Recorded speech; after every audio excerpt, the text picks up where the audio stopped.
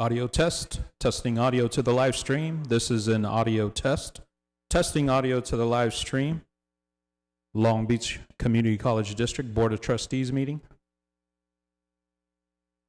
September 14th, 2022.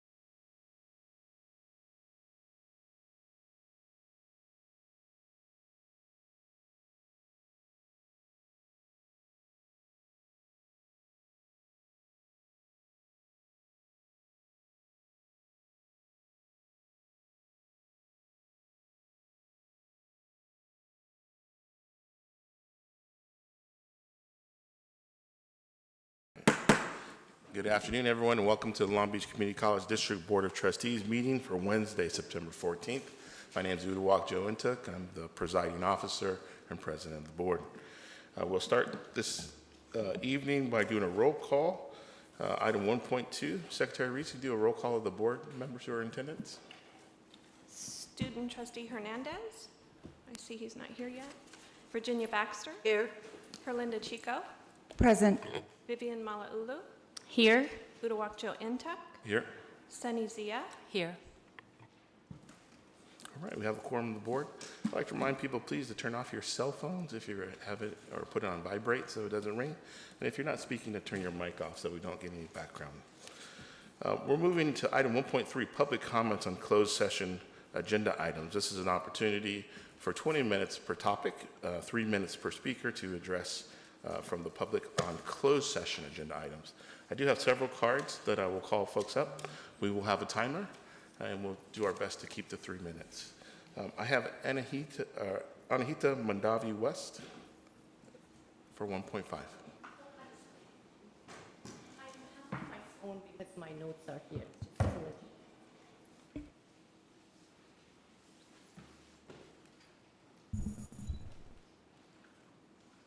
President Muniz, Vice President Lee, and members of trustee, thank you for your time and letting us to have this space and the time that you're giving us. Before I start, I would like to review the who Dr. Moore has been for Long Beach City College.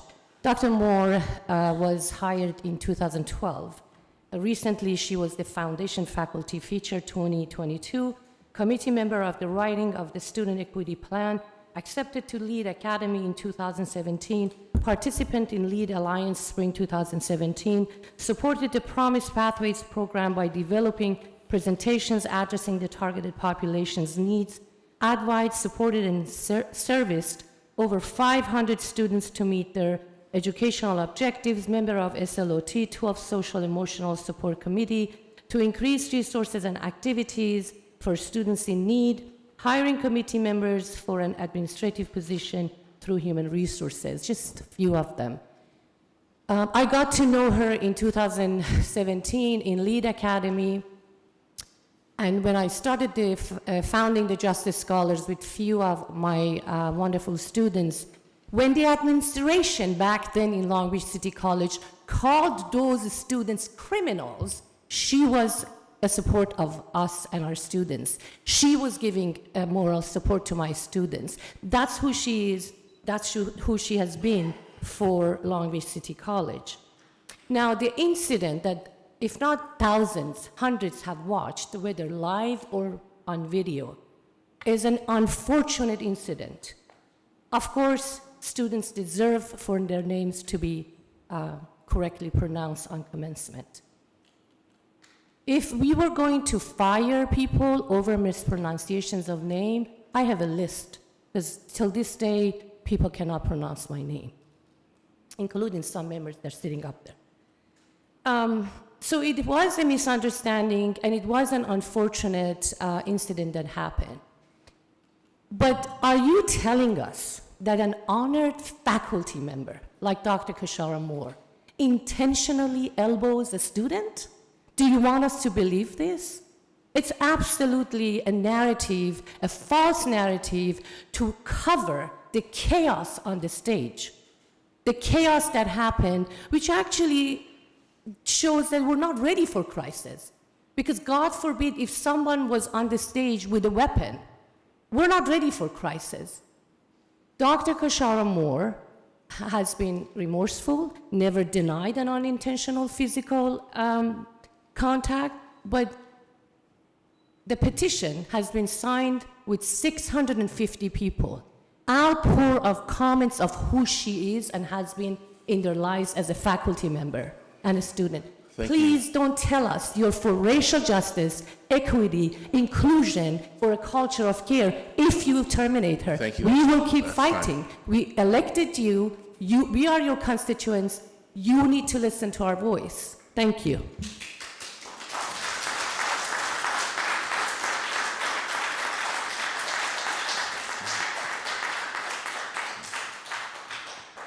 Next speaker, Suzanne Englehart.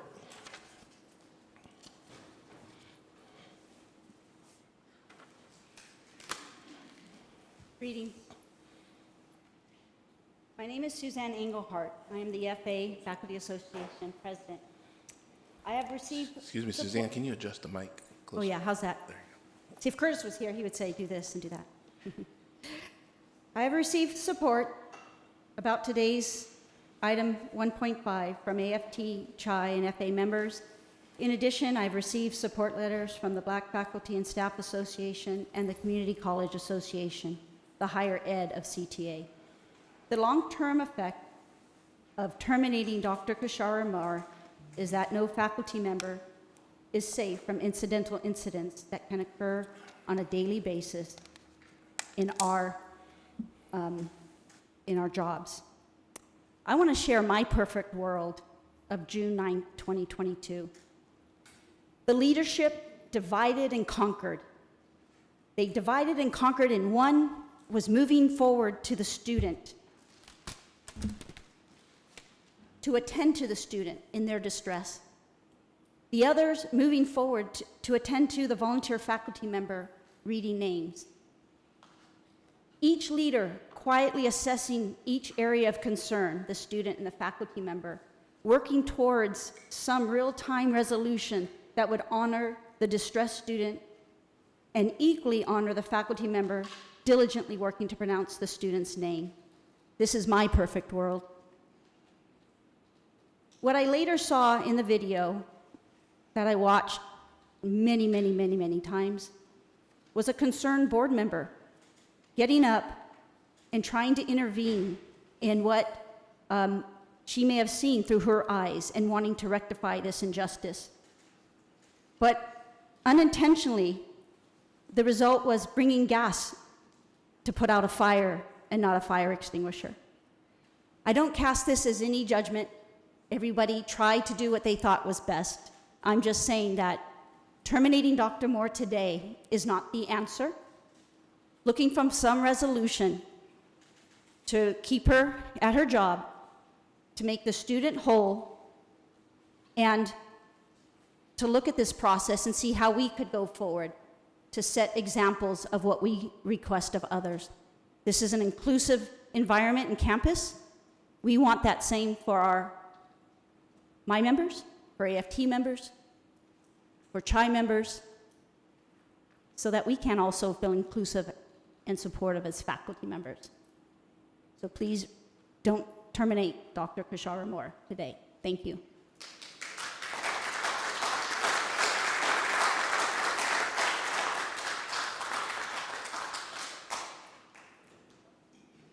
Sorry, I'm just getting over COVID. I have Dwayne Schaefer next.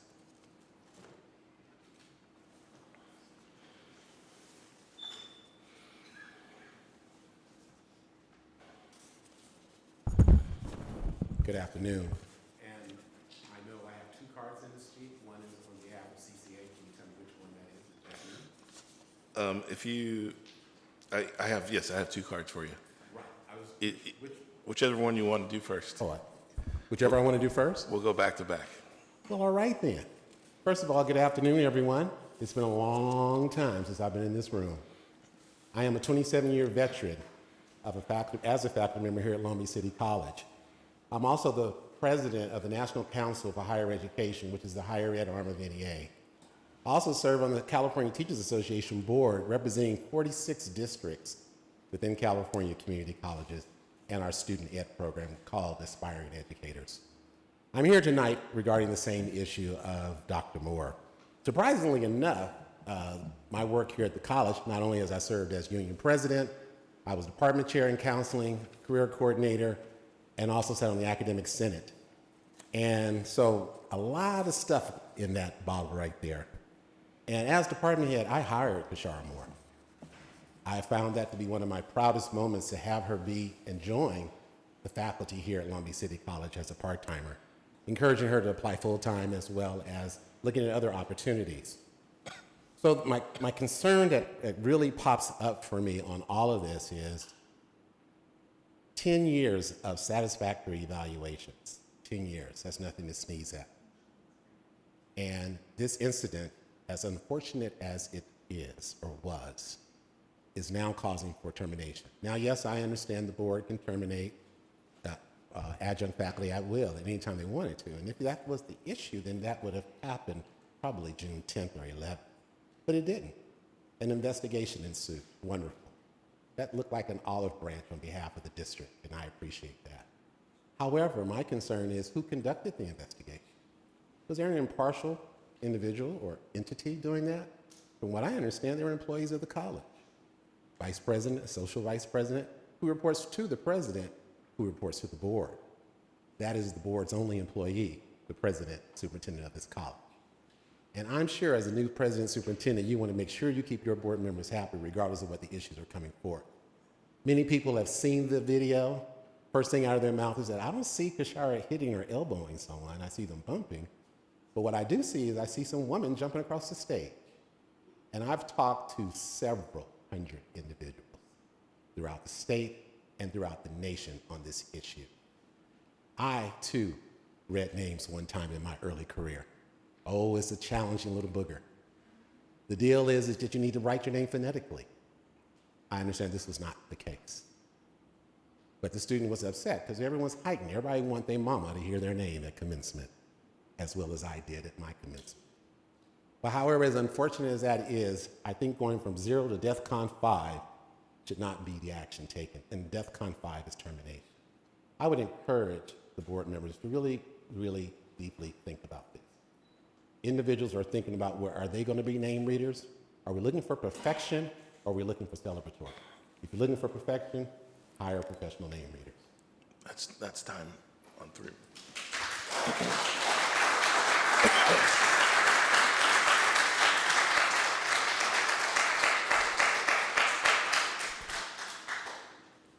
Now I stand before you to read the letter from the Community College Association President, Eric Kalimagi. I write this letter in support of Dr. Kashara Moore. I am the president of the Community College Association, which is the statewide higher education of the California Teachers Association, over 11,000 community college faculty and members of CCA, including both full-time and part-time here at Long Beach City College. Kashara is a highly active and well-respected at CCA. She has past experiences as a children's social worker and as a program specialist with Long Beach Unified School District. She has presented on the topics of special education and has experience with culturally relevant pedagogy. She is the new president of the union serving the part-time faculty certified hourly instructors here at Long Beach City College. She sits on the CCA board representing Chaffey College, Long Beach City College, full and part-time, and North Orange Community College districts. And she represents and has been just elected as director for the National Education Association. Dr. Moore works tirelessly for students' success, which is surely how she found herself as a reader at commencement ceremony on June 9th. It is unusual for an alleged incident to be profoundly recorded, but in this case, facts of the matters are available for all to see on YouTube. After reading Ms. Barraza, I'm probably pronouncing the name wrong, name a second time, Dr. Moore stepped backwards and lightly bumped into Ms. Barraza. There is no sign of wrongdoing.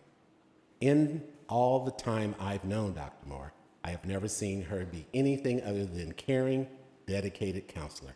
She is worthy of the assumptions of good intent.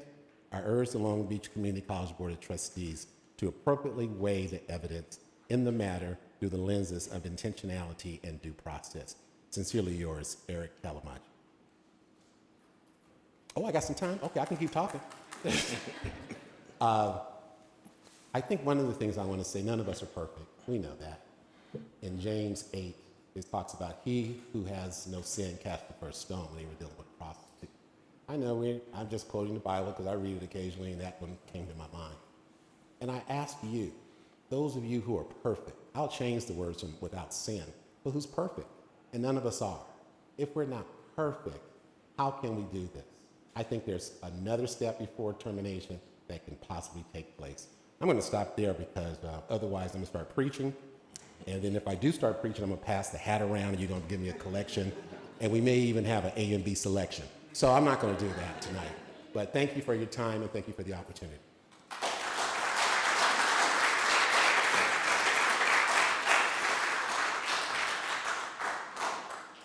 Next is Matthew Atkinson. Matthew?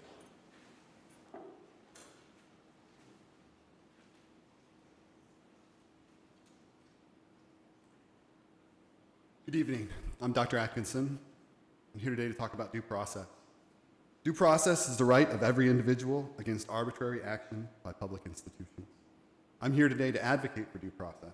I'm here today to advocate for Dr. Moore's due process rights and to urge this board to decide today, which it has an opportunity to do, to stand up for and insist upon due process. You know, one of the silver linings in the giant storm cloud that is Donald Trump is the opportunity that Trump gives well-meaning and principled people to identify what's important in our political system. And I would argue to you that principled people have identified as a problem with Donald Trump, and I think this is important because members of the Long Beach community despise Donald Trump and despise his personalist politics, and I think we can learn from appreciating what we commonly dislike about Trump and his politics. I think what's most deplorable isn't so much the content of Trump's politics, deplorable as it is, but Trump's opposition to due process. Donald Trump is an advocate of personalist politics. He runs a personalist regime. Let me give you a textbook definition of what a personalist regime is. In a personalist regime, leaders have limited constraints on their decision-making abilities and are held less accountable for policies. They appoint friends and cronies to important offices. These hand-picked insiders have strong incentives to remain loyal to and uncritical of the leaders. Donald Trump shows us the light in terms of how we can hold ourselves to higher standards as members of the Long Beach community, as members of Long Beach City College, the Long Beach City College community. And we could ask ourselves, what protections do we have against personalist institutions? Whether we're talking about the Trump administration or the politics of Donald Trump, or whether we're talking about the administration of the Long Beach Community College District. And I think the answer to that is standing up for due process, which is the right of every individual against arbitrary action by public institutions. Dr. Moore deserves her due process rights. Thank you for your time.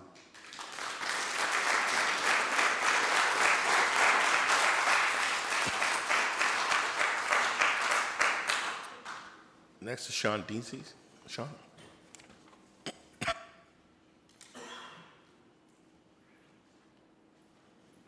Good afternoon. My name's Sean. I'm a full-time faculty member in the Department of History. I'm actually going to reference some specific paragraphs in this notice of proposed dismissal and opportunity to respond. If you turn to the page that the conclusion begins on, somewhat above that, in the paragraph that begins with, was the act intentional or not? This document reads, was the act intentional or not? And if the act was unintentional, does it matter?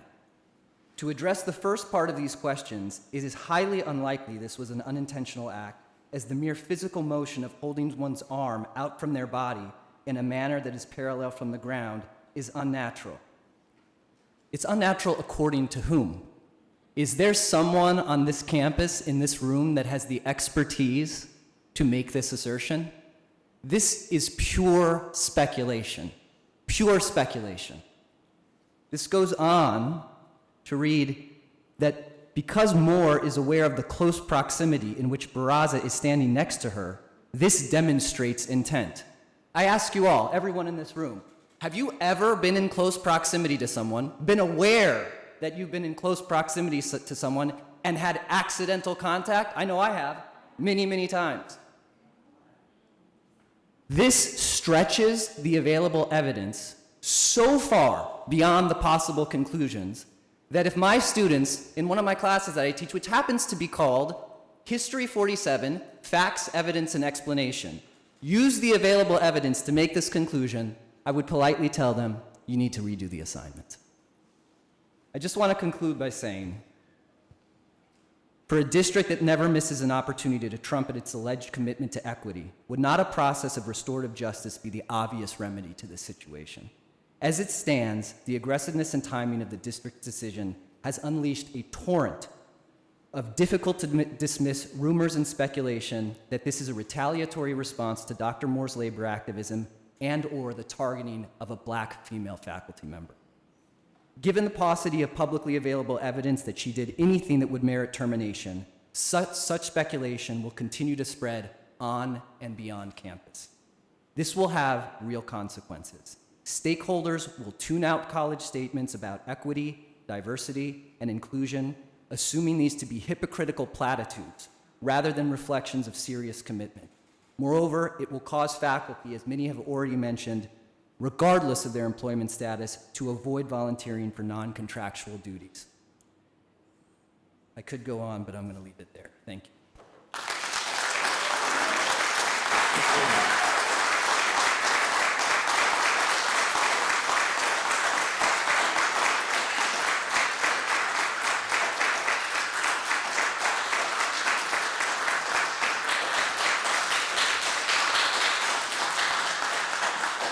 Next is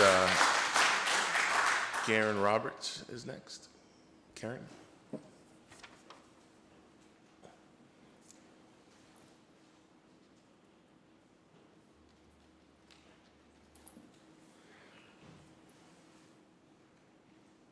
Good evening, President, Superintendent, and Board of Trustees. My name is Karen Roberts, and I'm part-time faculty. I also was president of the part-time faculty union, known as CHI, for 10 years. I've been at this college for over 20 years. The reason why I'm speaking tonight is because Dr. Moore was elected as the incoming president of CHI, and now this is happening. And I'm just going to connect a few different dots for people who might not know. I filed a class action lawsuit against the district in the spring. Then we had the CHI elections, actually graduation and CHI elections. So I'm looking at this from a little different perspective.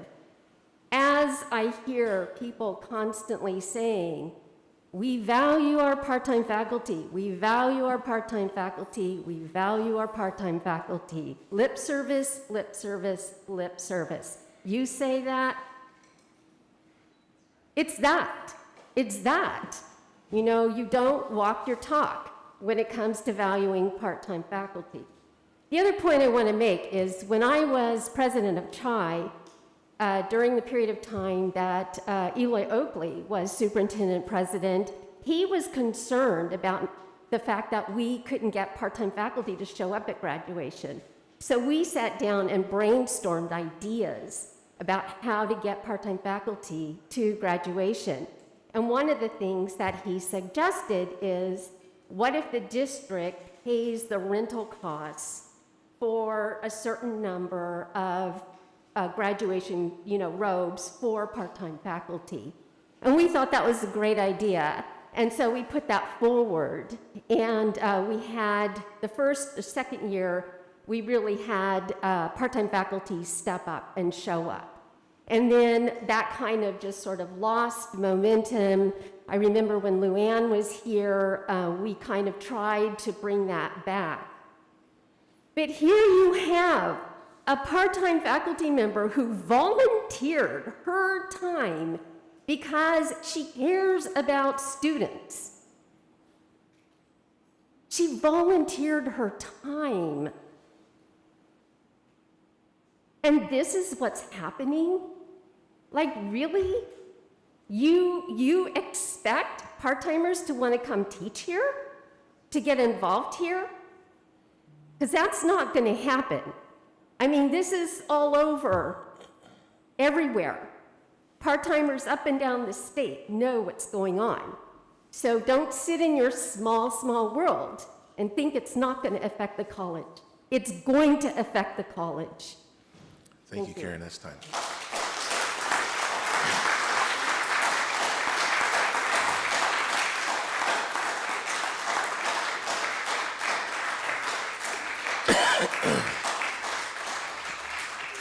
We are at the 20-minute time mark, but if there's no objections, I have one more speaker card, and we do have opportunity for Dr. Moore to speak as well. But last speaker is Milton Ordonez.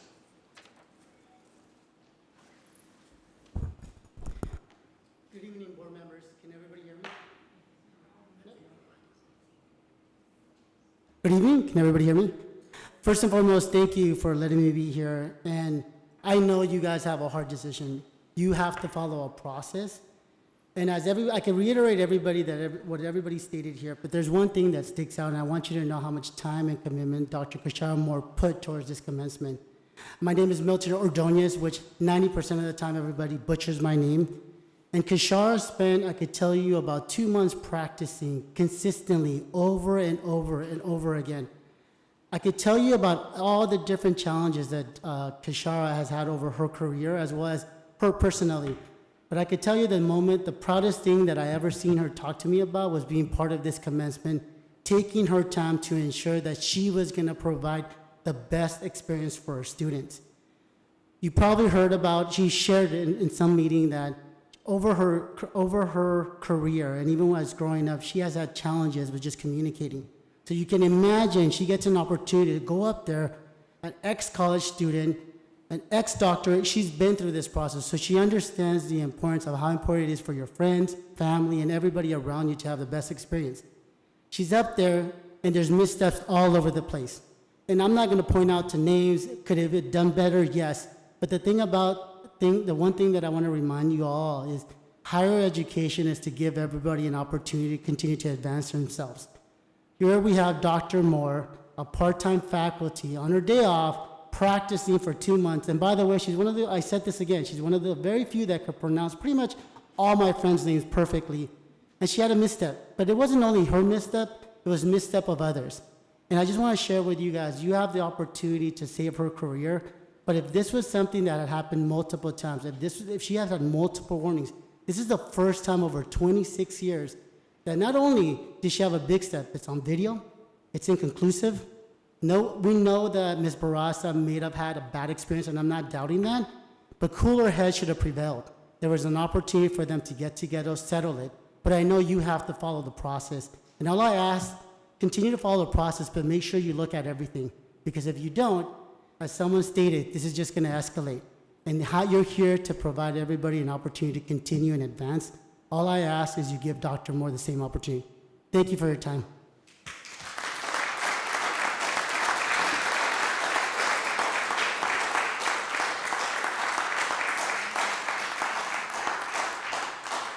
Thank you very much. This brings the conclusion of the public comments and closed session agenda items for today.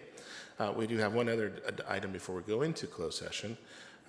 Per Ed Code, employee 0770071, a part-time faculty member, had asked to be heard concerning a personnel matter in open session. The pending issue is recommended that the employee be released from employment pursuant to Education Code Section 87665. The employee may now address the board after we've heard from our public comment and before we go into closed session for deliberations. At this point, Dr. Moore, you have 3 minutes.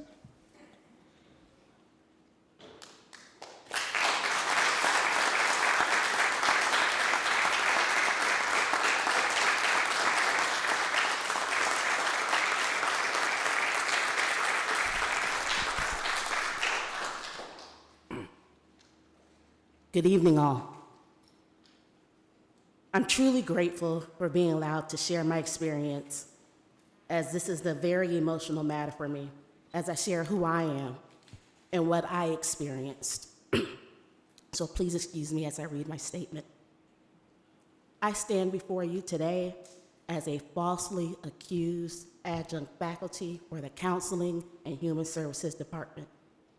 I am also a California Teacher Association delegate, the president of CHI, a director for the Community College Association, as well as an at-large director for higher education with the National Education Association, the largest union in the nation.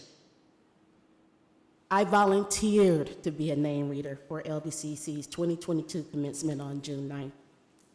I know this is a special day for students and how important it is to have one's name pronounced correctly.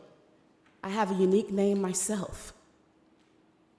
Further, I had a speech impediment as a child, and I spent years in speech therapy. Therefore, I practiced, and I practiced for weeks.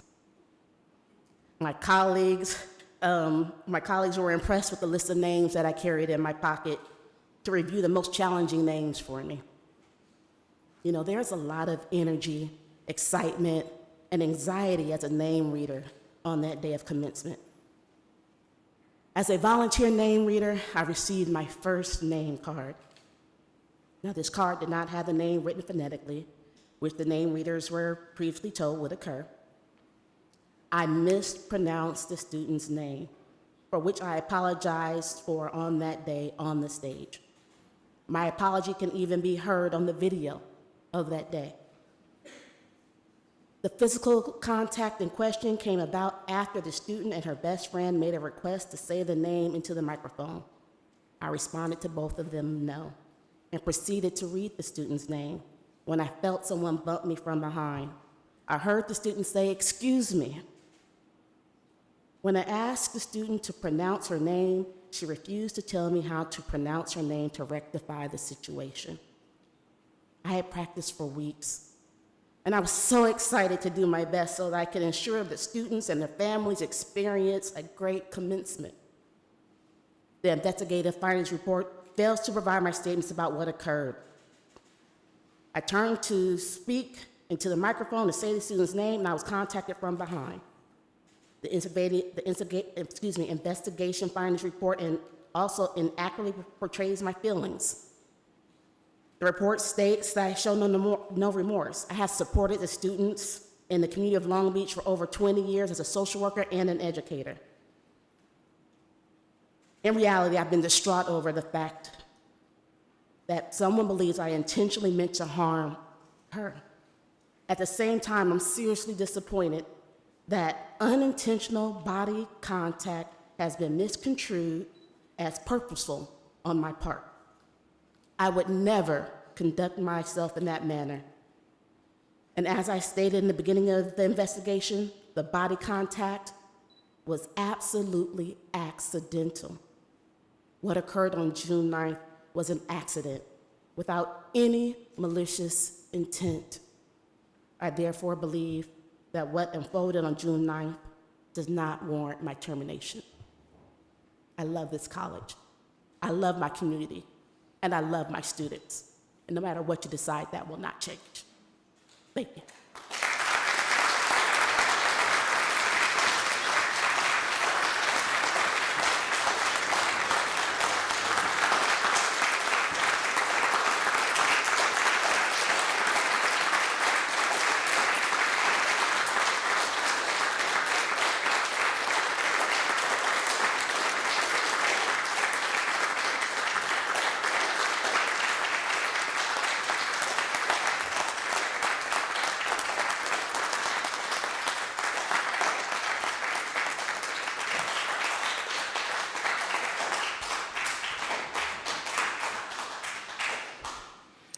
Thank you, everyone. We now adjourn into closed session.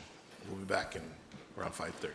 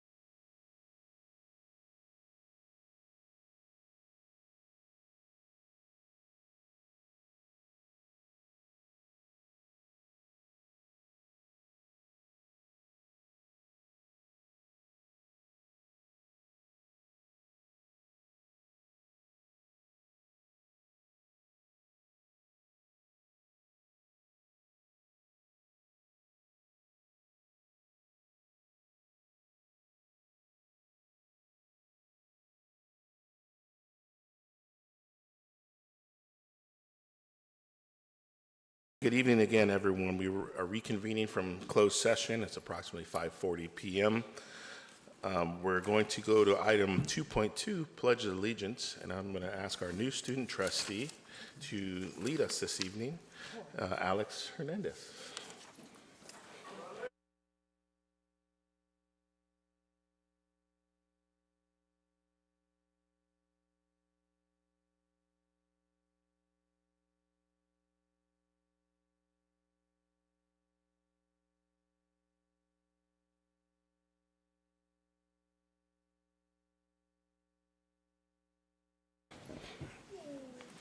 All right, welcome back again, asking people to please mute your cell phones or turn them off so the ringer won't ring.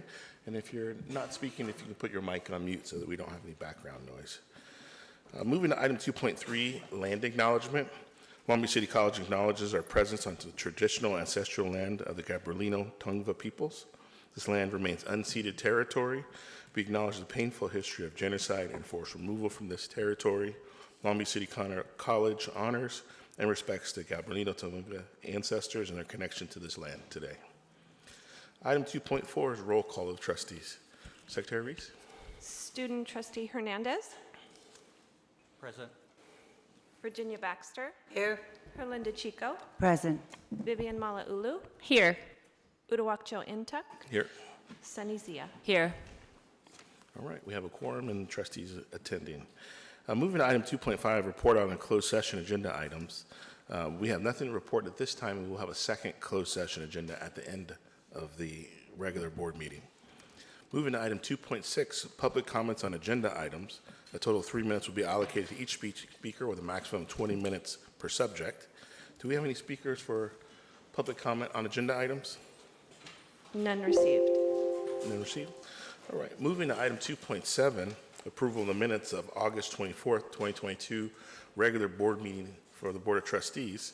This is an action item. We'll need a motion and a second. So moved. Attaches a draft copy of the minutes. So moved. I got Trustee Baxter with a motion. Second.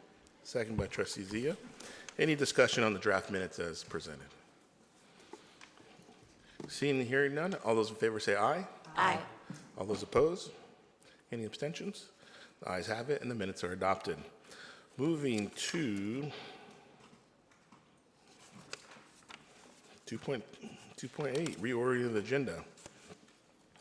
This is an opportunity we can reorder any of the remaining agenda items by motion. Is there any time-sensitive items later on? Seeing and hearing none, we'll move on to Section 3. 3.1 is Resolution Hispanic Latinx Heritage Month. There is an attached resolution.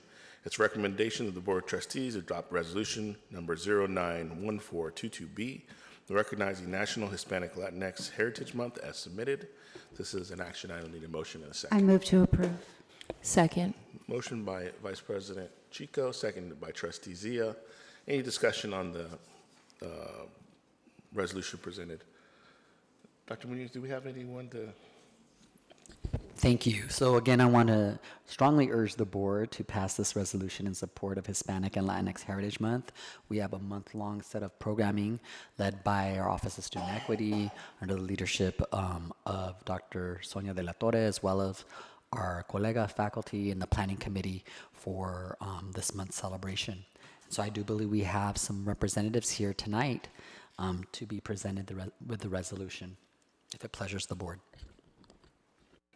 Thank you. We do have Dr. Eric Becerra with us. Would you like to say anything before we take a vote? Please, if you gotta go to the mic.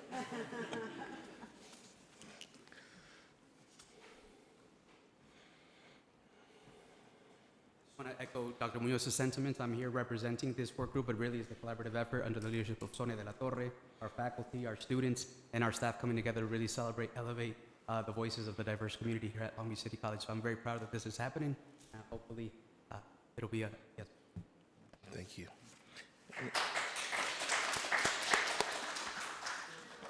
Any other discussion? Seeing and hearing none, all those in favor say aye. Aye. All those opposed? Any abstentions? The ayes have it, and the resolution is adopted.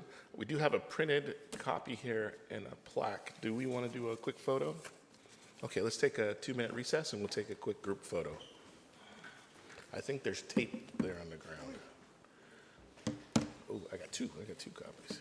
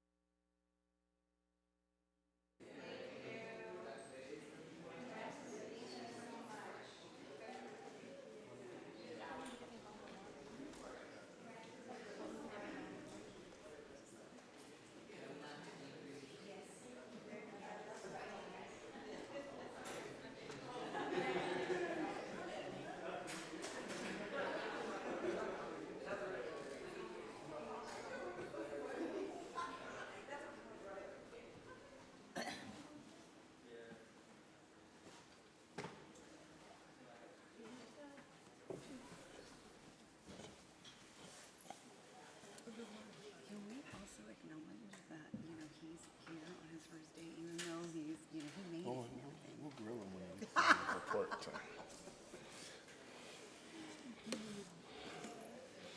All right, reconvening. Thank you, everybody. Appreciate all your work and support, and thanks for the photo. We're going to go to reports, section 4. With 1.4 is our ASB President's Report for 5 minutes. Hello, nice to see you guys again. So we do have the year that just kicked off, and we do have new council members that were just added. So we're really excited about that, and we just started planning our retreat. We're looking to go to Disneyland and do like a leadership course thus far, so that's still in the works thanks to Kim. And then we've had 2 council meetings so far, and then we kind of decided just to do one in person and then one via Zoom. So if you guys would ever like to watch it, we have the in-person ones also on Zoom as well, or so that everyone can see them. So feel free to tune in whenever you'd like, and everyone has been honestly so helpful with learning like Robert's Rule of Orders and like pressing through those meetings, as you know. Everyone has been extremely helpful getting us through that, because I think the first one was definitely like pulling teeth. You definitely have to learn how to do it in order to become very, very good at it, as you guys are. So we're definitely working through that. And then we finalized the budget for the 2022-2023 fiscal year on the 12th of September. So that is now finalized, pushed through, and everything is looking good so far. So that's all I have for you today. But if you have any questions, always feel free to reach out to me via text, email, or later on today. So thank you guys so much. Any questions? No? Maybe Is that how this works? you can send the links to Michelle. You said? If you can send the links to Michelle for the videos. Oh, yes, absolutely. That would be the easiest way to get it to us. Oh, and then yeah, we absolutely. Can watch. I can do that. Awesome. No, Thank that's you. it? Okay, Welcome well, back. thank you guys so much. Thank you. Now going to our student trustees report, our new student trustee, Alex Hernandez, report for 5 minutes. Hi, everyone. So piggyback off of what Alana said, we are still trying to recruit a couple of students to our ASB club. There are still vacant spots in our ASB, so we encourage students to, sign up through our Viking engagement portal or contacting Kim or Taylor in the building E. And then, should I just introduce myself? So my name is Alexander Hernandez. I go by Alex. Others call me Sander. I am first college student generation here. This is my second year at LBCC. I am majoring in mathematics and science transfer associate, physics associate, and engineering associate.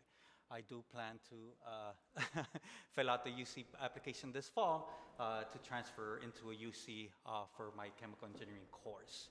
I am very engaged in a lot of clubs in LBCC, such as Destino, EOPS, ASB, the honors program. So very, very engaged on campus. And that's just a little bit of me, other than my beautiful wife. I am married, I have 2 beautiful kids, and they are teenagers, so whoever said that terrible 3s were the worst, it's not. Yeah, teenagers, they proved me wrong. But other than that, that's a little bit about myself. And thank you, President Intuck and the Board of Trustees for having me. I'm excited to be here. Well, welcome. You still have 3 minutes, so you have to tell us about your injury. I mean, I can go on. I mean, I wouldn't be here without 2 special individuals that have molded me and shaped me to the man I am now. Linda Olmos from Justice Scholars Program and Karina Rubio, who now is transitioned into EOPS. They have helped me, break that icebreaker, right, and that same routine, and be more engaged with, on campus, which led to other more doors, like MSI, Male Success Initiative, Dr. Rosetta, helping me, embrace my ethnicity, gender, sexuality, male perspective, role model. That also leads to Justin, and basic needs. He's always a problem solver, right? He's one of those annoying little kids that always say why to a question I have, but I see why he says why to all my questions. He's always having a but because he's always having a solution to my problem. So I give it up to that gentleman. He's amazing. Again, I can't leave out Dean of Equity, Sonia De La Torre. I know she's not here today, but she's here in spirit. Amazing. Always has a shoulder where I need to cry if I need to let her out, and always making the impossible possible. Dr. Corral, man, there's so much, he's always helpful. Every time I need help, I know I can count on him. He's an amazing person. And then, of course, the Board of Trustees, President Intuck, right? Even before joining the board as a student trustee, he made me feel welcome. Also, Trustee Chico, I know we had a couple of texts here and there, and definitely felt that warmth and that love. Trustee Sunny Sia, all right, I seen her a couple of times, that hug, that amazing embracement, and all of y'all. And of course, we can't leave our Presidente, Dr. Munoz, right? Always making me feel like one of y'all. And one thing that we can say, and I can say on behalf of the students, we love those dance moves. Definitely, we want to see more of those dance moves. But other than that, again, thank you, and I am so happy to be here, and a little nervous, but I'm sure I'll adapt to that. Thank you so much for having me. Great job. Well, thank you.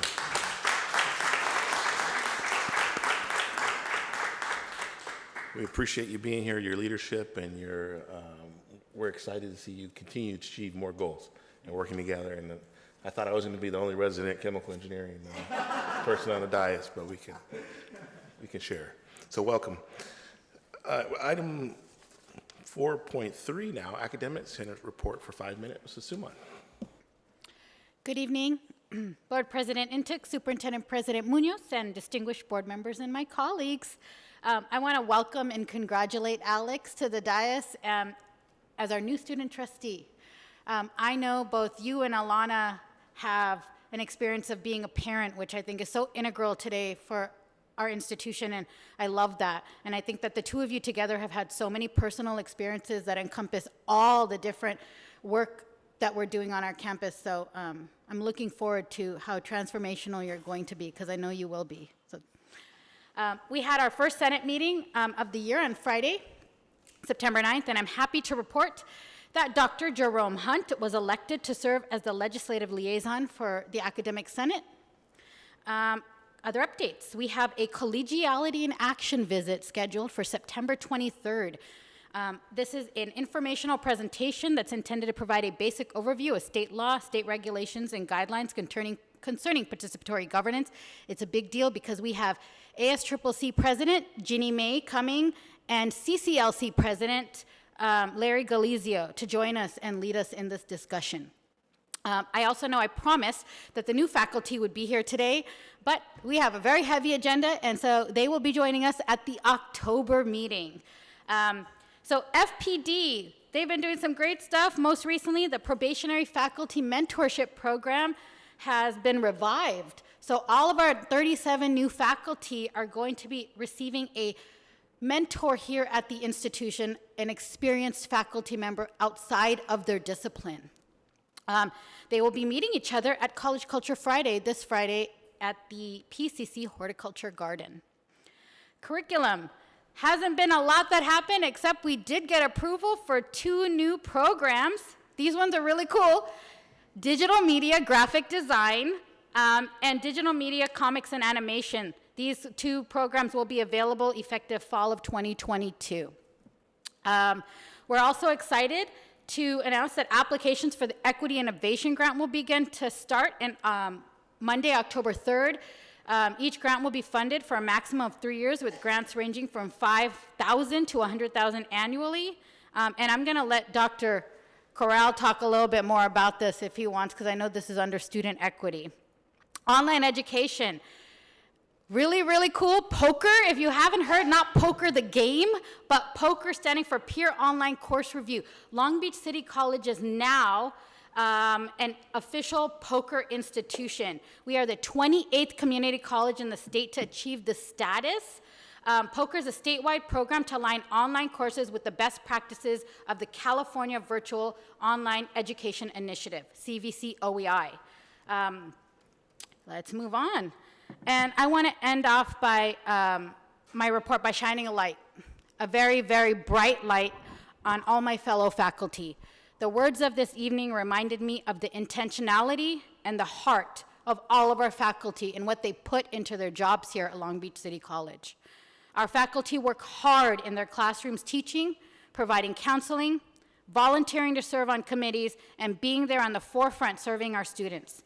Sometimes the only face and the most familiar face that our students will see when they're here on our campus. Whether you're full-time or part-time, I want you to know that the Academic Senate values you, we see you, and we 100% support you. Thank you. Thank you. Going to item 4.4, Classified Senate President's Report for 5 minutes from Cece.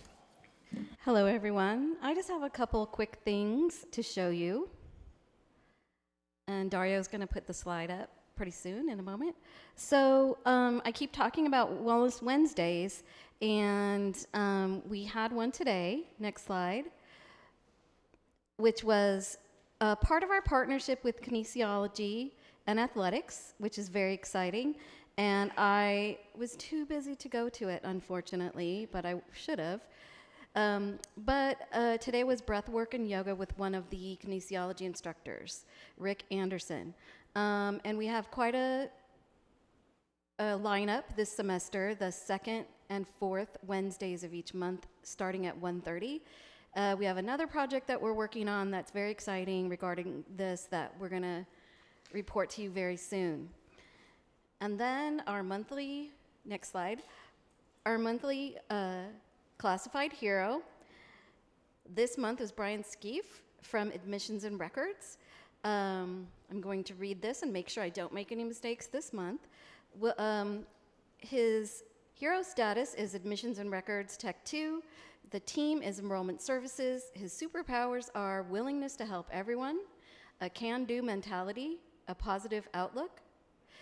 And this is the person that nominated him wrote, Brian is a kind soul who has made our Veterans Office better in every way. His expertise in all things admissions and records has provided a much-needed asset to our program. And Brian's words were, I love working at LBCC because it has given me the opportunity to work with our veteran student population on a daily basis. It's an honor to help those who have served with the next chapter in their lives and has made my job even more rewarding. So congratulations, Brian. Just a couple things to say about what is going on and the ramping up of the busyness of the fall semester and all the hard work that everyone is doing to make sure everything's going well for our students and our faculty. And, you know, kind of mirroring what Suman just said about my colleagues' devotion, my colleagues' sense of purpose, not only to serve our students, but to serve our incredibly diverse community, and that everyone is committed to making sure this is an ethical place, a special place, a haven for people, a place where people can come and change their lives, and where the truth is told. So thank you very much, and have a nice rest of your evening. Thank you, CC. Appreciate it. Moving now to item 4.5, which is the LBCC FA Bargaining Presence Report for 5 minutes with Suzanne. Thank you. September, first semester, a lot going on, and I continue to enjoy being able to represent our full-time faculty. I am glad and appreciate the open door and to be able to, in real time, connect with VP Nashua, with Melissa, I don't do well up here, Noel, Michelle, Mike, Sunny, and Jenny, Uduak, Erlinda, Vivian, you know, when I can reach out and access all of you. Alex, I look forward, just to let you know, you're coming into an environment, Alana, that we like to get together, right? Suman and Cece and Robert, myself, and hopefully one day our CHI president. So looking forward to those times. Chip, hit the floor running, getting to know you. Appreciate that. Lee, continue to work with you. Suman and especially and Cece. I want to continue to foster that. We may agree and vehemently disagree on things, but I appreciate that collegiality and that openness. We do find ourselves right now, as you heard tonight, and what the board is working on in that decision with our colleague and friend, Dr. Moore, that I will continue to strive to work and build on these relationships. And I just want to highlight a few things, because I saw talking about your colleague that you're highlighting with these superheroes, right? I was just today talking with Noel, kind of, again, looking over the new structure that happened, right? I had many conversations with Lee, more items come up, and I think that was one of the person that was directly working on Bet's paperwork, right? To free up counselors to counsel. So it's nice to see those two things. So thank you all that we have this 5 minutes, right? We didn't always have these 5 minutes. So that is what communications and past presidents negotiated with boards to say, hey, let's have this time, right? These are examples of that. So again, I'm looking for another semester of coming here to highlight the wonderful work that our faculty do, that we are here for when the board reaches out and says, hey, there's this great item I support. Will you as faculty come and participate at the Labor Day parade? We are doing that, help me out with it, Labor Center, thank you. And our very own Frank Perez showed up there as the Labor Center coordinator, and I got to see Sunny and Vivian and her family, and we walked that parade. But we go there to support our students, to support our community, and working together across that table. So I just want to say I'm going to be reaching out to the boards again, members, to come and attend our rep council meetings, just like I did last year. Noel and Lee and Chip, I'll be having you all come too, so the faculty can hear the voices in real time and have those questions answered. So I just want to highlight that collegiality and working together. And in closing, I'm just going to give you all something to remember as you're making that decision on the future of Dr. Moore's position here at Long Beach City College. And I don't want to neglect that we do have some full-time faculty that are also going through a difficult time in the process of their job, and we will vehemently be there too to help support them in this process. But I just want to give everyone something to remember as we're moving forward. These are Dr. Moore, and I don't like sports really. I mean, I love sports, right? But I don't get everything right. Oregon, it's not Oregon State, it's Oregon what?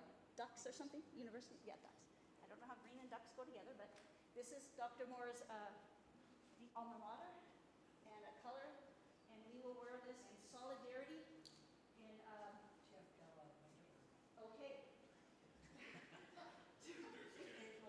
All right. Yes, you're welcome.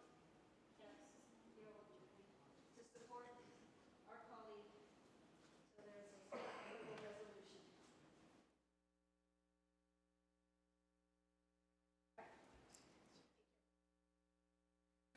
Thank you, Suzanne. You know, and members of Congress get 5 minutes in the House of Representatives, so we're not more than them.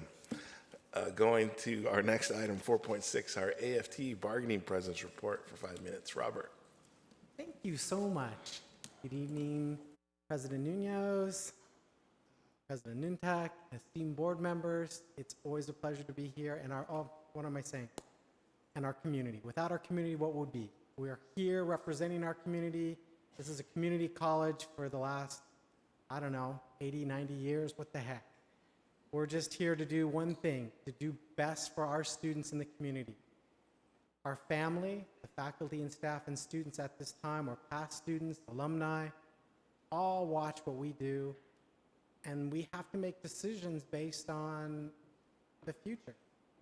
Future for our students, future for what's best for the college, the steps we take. That all carries on for a very long time.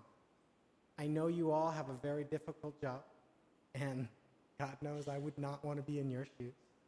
Politically speaking, I see too much politics that I have to deal with. What you deal with is on a whole nother level, and you're welcome to it. But, you know, I respect you. You work hard at what you do, and whatever comes up, you know, I just want to know it's just people difference of opinion, and that's why we're in a college, to debate those things. That's why we have these forums. It's nothing personal. It's just we all have our opinions, and we believe in this area of education that we can express. So I want to thank you all for all you do for the community and our college. But I want to welcome Alex before I finish. I'm looking forward to meeting with you and working with you. Once again, Chip, I can't keep up with you, you know. I'll try. The last thing I heard is he doesn't like Mickey's pants color. So I'm like, what? So that's one of our colors. You're going to have to get used to it here. I don't care if you don't like it. You know, you guys can vote to change it, but for now, red's in. So you got to go with red. Can't be changing red, not without everybody's approval. So just telling you, he can ask about that later, but it's okay. He's got a long report. He promises me the 40 minutes I listened to would only be 15 for you. So good luck with that one. So I'm saying thank you so much for all your time, and have a good evening. Thank you, Robert. Moving to 4.7, CHI bargaining presence report for 5 minutes. Do we have a representative?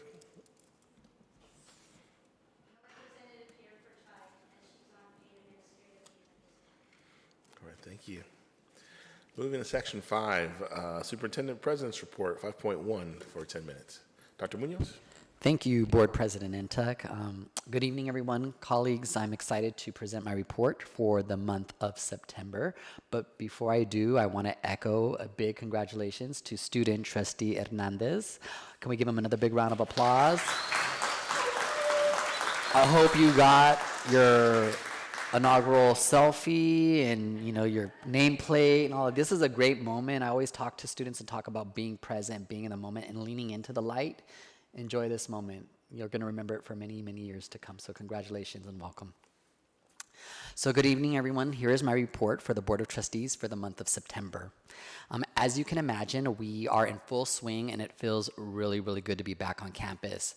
As you walk the halls the first couple weeks of school, it feels different from last fall. Its hallways are full. There's vibrancy. You see students in the quad sitting under, let's be real, it was some pretty hot sun a few days ago, but sitting under the sun, taking all of that in. And so it's really excited. I'm really excited to see the vibrancy on campus. I want to express my gratitude to our incredible cabinet, our vice presidents, as well as everyone who works on campus in these amazing departments and programs, services, classrooms, facilities, for really just making this last month a huge success and getting us up and running for the school year. We had our largest turnout ever for College Day. We had nearly 1,000 employees attend on August 26th. And I would like to show everyone a brief video of some of the day's highlights.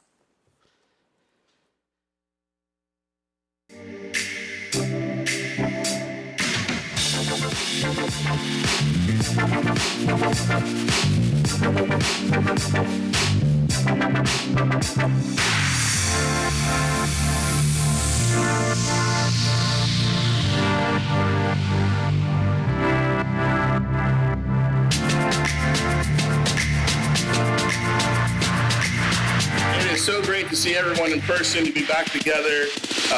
It's a wonderful College Day that's set up today. This team has faced some challenges the past few years, and it's been absolutely phenomenal. Your innovation, your teamwork, tenacity made it possible for us to continue our mission of educating our students. As a result, we've always put students first when ensuring equitable opportunities for all. And it's not just been a success, but it's been a triumph for all of us. This year's theme is Reconnect and Reignite. We hope is that we create an environment where our faculty, staff, and employees can come together and feel reconnected after 2.5 years of being apart, as well as we want them to reignite their passion centered around our new strategic plan implementation. I think my favorite part about College Day today is just how we're all so connected. And if you look out in the audience, you see people around round tables laughing, talking, engaging. And that's what we really wanted, because really it's our sense of family that creates a sense of belonging for our students and ultimately empowers them to reach their educational goals. We wish all of our faculty and staff and employees an amazing start of the school year. Let's bring that energy and passion for our students because they deserve it and they need us. Go Vikings!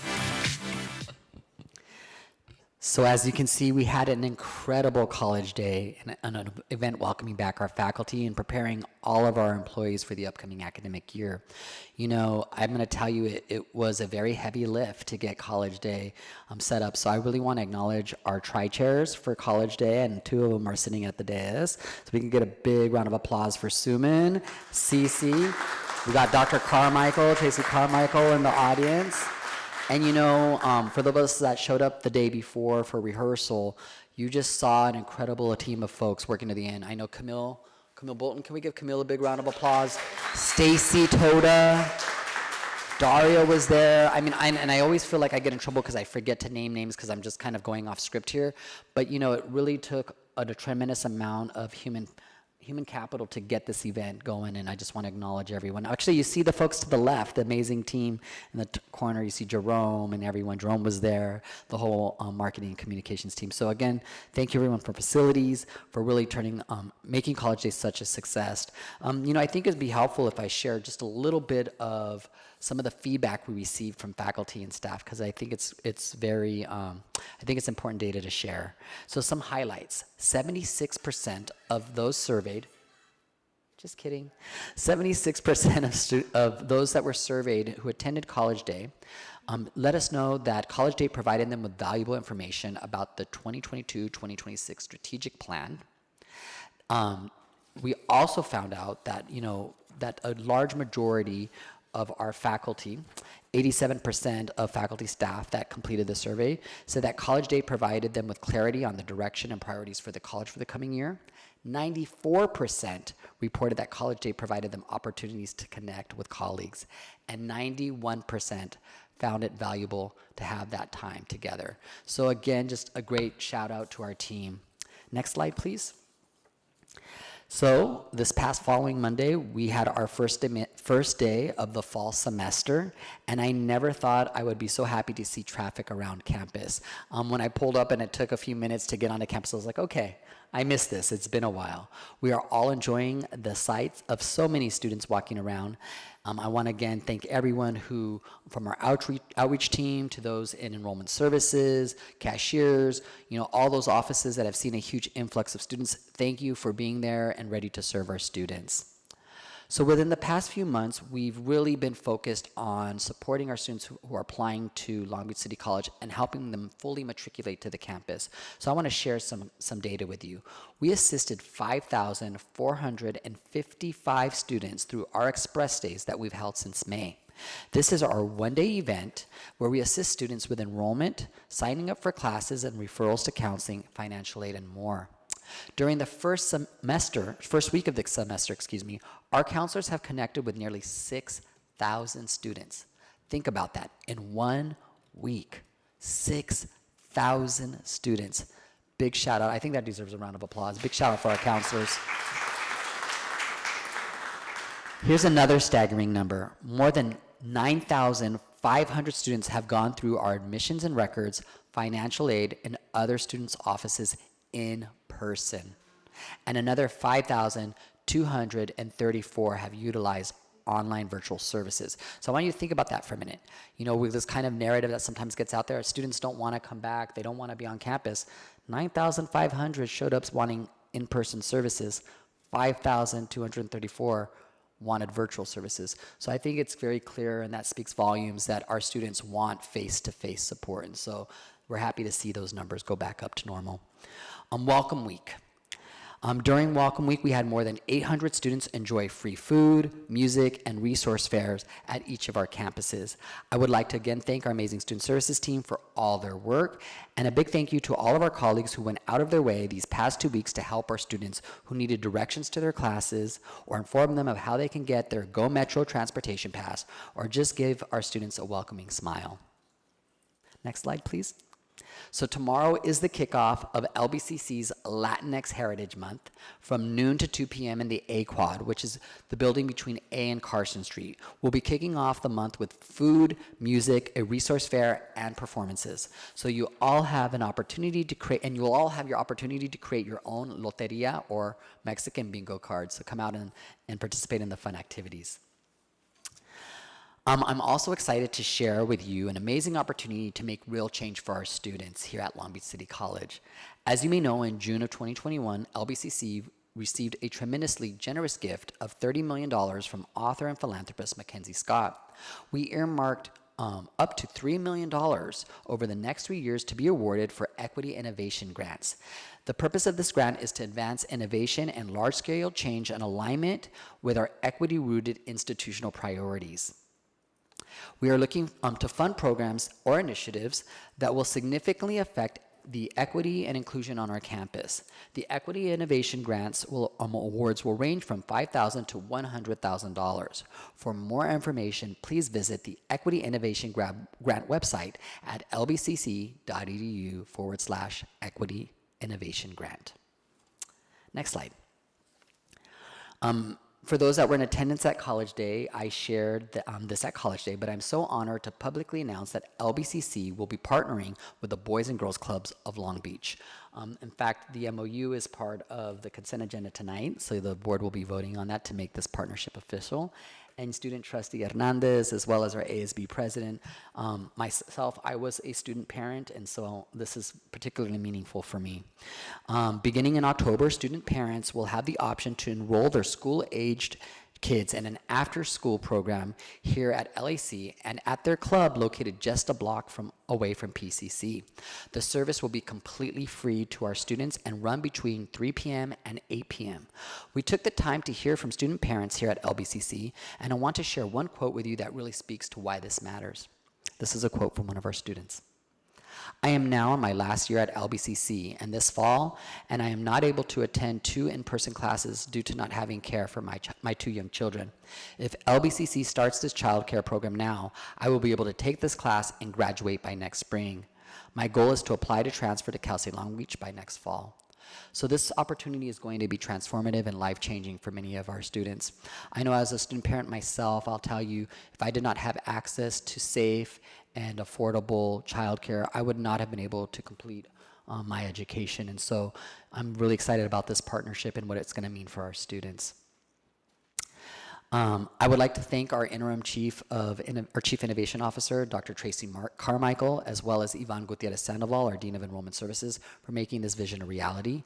I also want to give a big shout out to Don Rodriguez and Min Liu of the Boys and Girls Club. And last but not least, I want to acknowledge the leadership of Dr. Jill Baker, Superintendent of Long Beach Unified School District, for their full support of this initiative. So many good things are yet to come this year, and I'm here for all of it. So thank you again. Have a wonderful evening, and go Vikings.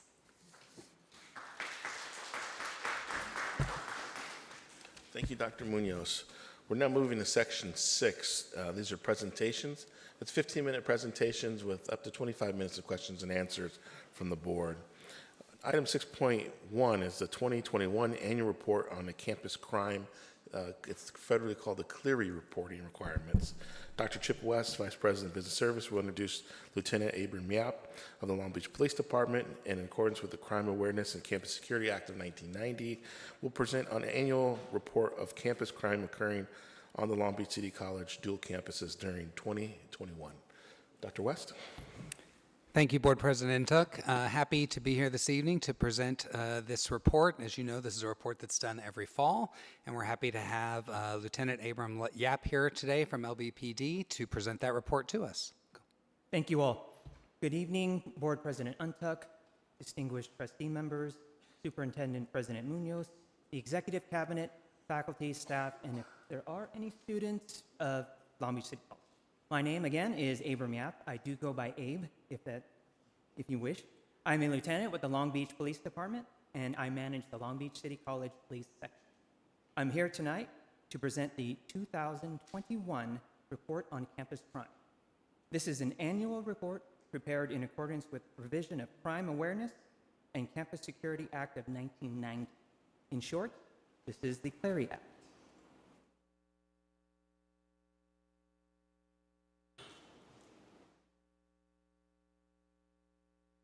And this is the Clery Act. I'll just read it for posterity. The regulations are, they requires institutions of higher education to comply with certain campus safety and security requirements as a condition for federal financial aid and Cal Grant funding. It's aimed at curbing sexual assault, domestic violence, dating violence, and stalking. It requires disciplinary hearings on alleged incidents of domestic and dating violence, sexual assault, and stalking to be prompt, fair, and impartial. The goal is to provide safer colleges. And it must include the number of all reported offenses without regards to the findings of a court, coroner, jury, decision of a prosecutor, classify and count crimes for the records of call for service, complaints, and investigations. Some of Long Beach City College Police Section goals are protecting life and property, serving the community, serving as law enforcement ambassadors, educate the educators in personal safety, crime prevention, reporting procedures, emergency preparedness, criminal mass casualty or active shooter training. And then some of the methods we use are personal contact, such as this, cell phone availability, email availability, campus events, media services, all the socials, training videos, and in-person trainings, which would be great to start up again. And a little bit about student discipline. Campus police have a collaborative working relationship with the director of student discipline. We assist by issuing summary suspensions, enforcing the student code of conduct, referring students as a result of contact with campus police, participate in conduct hearings and appeals as requested. In 2021, there were 2 students referred. A little bit of the behavioral intervention team. It's a team that provides additional resources and coordination for the health and safety of the community college. And it's a collaborative team, which I like. And we met this year, but we did not meet last year. And it was great meeting everybody. I look forward to the next meeting as long as it's informational, right? We don't want to meet for its purpose if we don't know. All right. Let's get into some crime stats. So all the next 3 slides will show some statistics. All the statistics were gathered through Long Beach Police Department records management. And you have 2018 to 2021 for comparison. At the LAC campus, there was a 51% increase in reported crime. At the PCC campus, there was a 55% decrease in reported crime. The increase at LAC were property crimes, and coincidentally, the decrease at PCC were also property.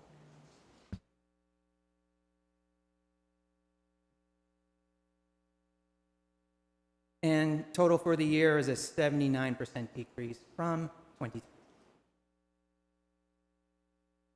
Some campus crime trends.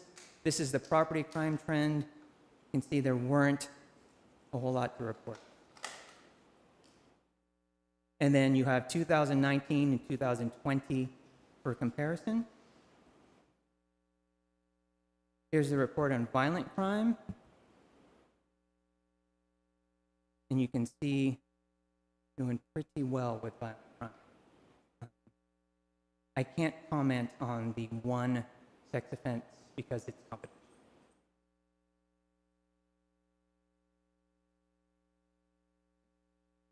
All right, so let's get to arrests. There were 2, you can call them felony arrests. It was a grand theft property that occurred at a motorcycle swap meet. 2 individuals walked by. If you've ever been there, you see there's booths, tables, things like that. People have their goods to sell. 2 individuals took some items. The owner of the table saw them, reported to police. They were detained, and instead of arrest, this was per the DA at the time, 2 citations. And then there was a misdemeanor citation, trespassing, that also was at another, not the same one, but another motorcycle spot. And these are the other reported incidents. And remember, these numbers reflect that the first half of 2021 was remote. So we opened in fall 2021. So we're going to have. And here were the call for service. In comparison, 2019 to 21, you'll notice a dramatic increase in 2021. And this increase is call for service represent documenting the patrols that your officers and SSOs perform every day. The example would be officers or SSOs driving through a parking lot, walking the quad, or in a specific building. In the previous years, they would just do it. When I came on, to me, I'm an officer safety guy. Let's start documenting where we are just in case, meaning that they're driving the same parking lots, they're walking the same quads, going into the same building, yet they're letting either our dispatch know or they're typing it into the computer in the car. That is the documentation. And you can see in 2021, over 5,000 patrols were done by your officers and SSOs, which I think speaks a volume to their work. It's just my personal.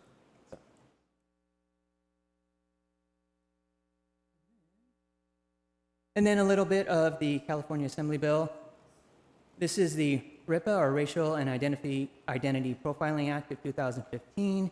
It requires law enforcement agencies to collect data when a person is stopped, and it's also known as stop data. Data is reported to the California Attorney General's Office in 2020 and 2021. The reporting data set includes information time, date, reason for the stop, result of the stop, perceived race, ethnicity, gender, and approximate age of the person. The collected data will not include identifying information of the person stopped. And then Long Beach PD started collecting data in January 1st of 2019 to include the 4 sworn officers of Long Beach City College. This program does not identify individual officers. However, this is access to all the data from 2020 or 2019 and 2020, along with the official message from Long Beach Police Department regarding. And if anybody wants that, that can also be.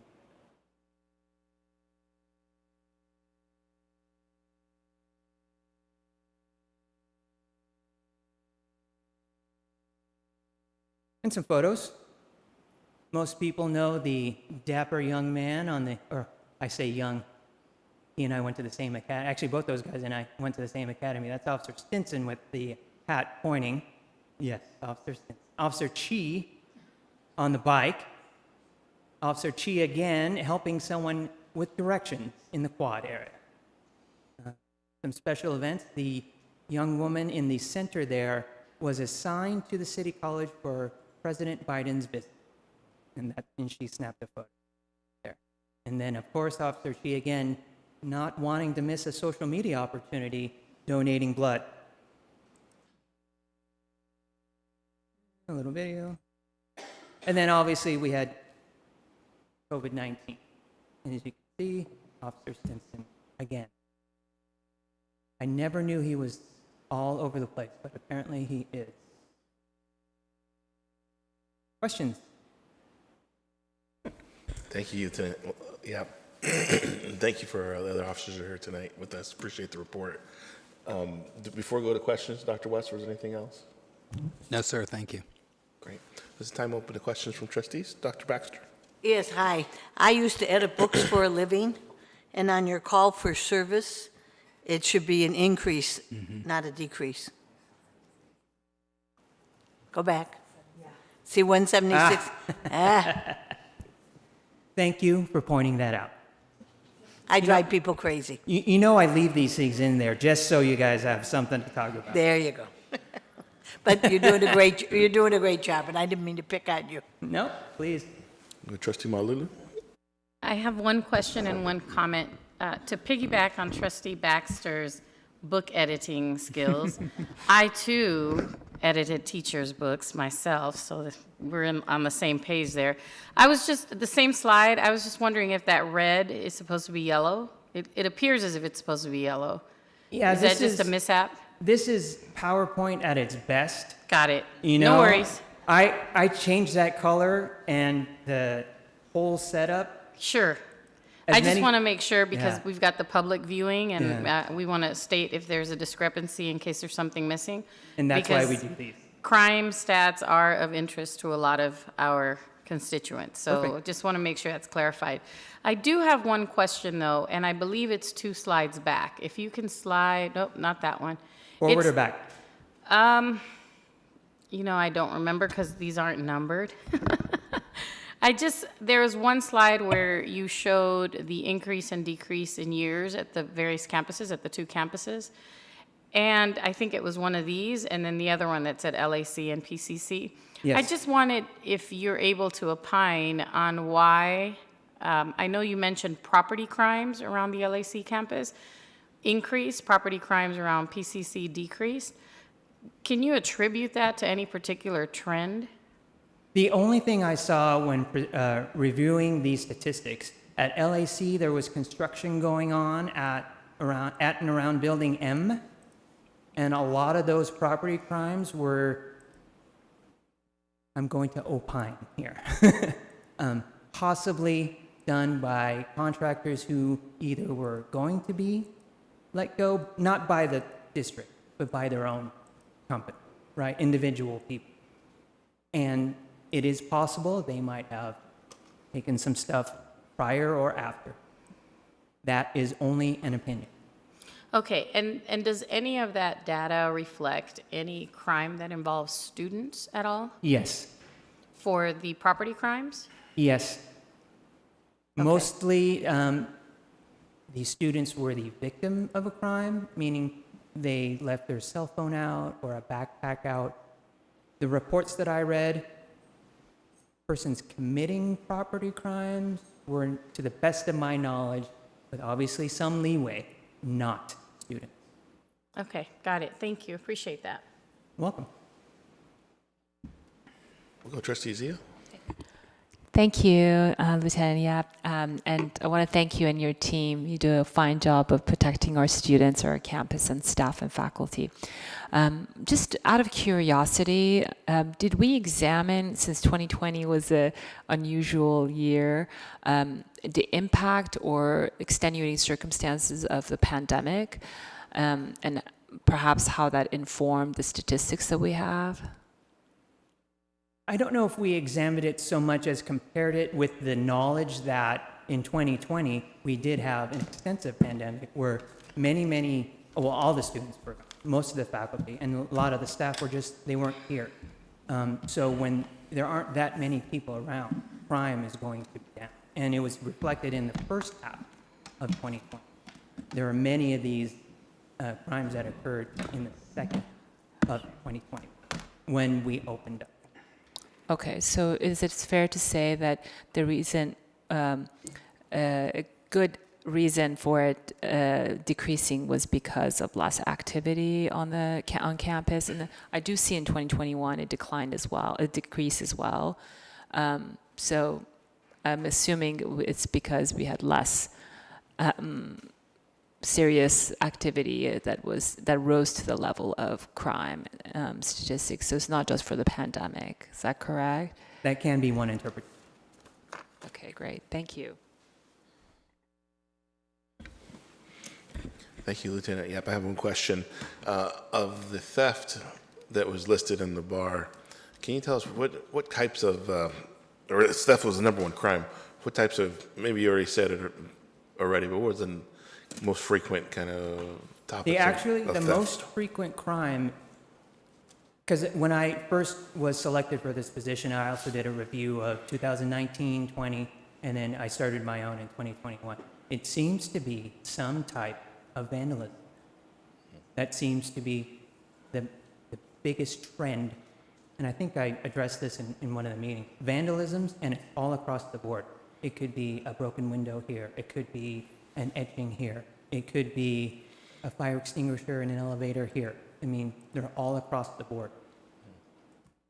The thing that helps us, and thank goodness that you guys have it, is a very good camera system, which enables your staff to capture photos of the perpetrator. Sometimes they're even their faces, right?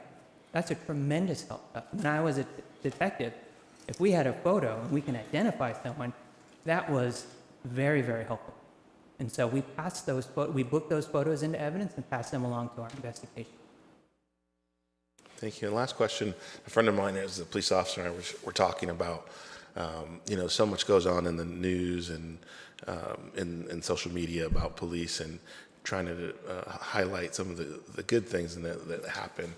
I don't know if you have if part of embedded in the plan or your work with our public affairs office or our student newspaper. Can you talk about ways you guys are hopefully intentionally highlighting some of the good activities, and I don't know if it's embedded in the first year student summer bridge program to understand who's here and the dynamics. I always like to tell students, this is not the 13th grade. We're all adults. You don't go to detention here. There's real consequences. It's very different. Yes, and I think I did mention that one of our goals was in-person trainings, and some of those could be safety presentations, and that is Officer Stinson's forte from what I hear. I've yet to see him present, but I'm told it's a zinger. So I'd like to see him start up again, and maybe we can schedule a couple of those. That's one of the things. The other thing is, you see me in this uniform. It's a very formal uniform, and it's appropriate for this presentation. You see Officer Harrison there, very, very relaxed. I personally love it, by the way, just to let you know. It's more approachable. We have bikes now. We'll be on bike patrol.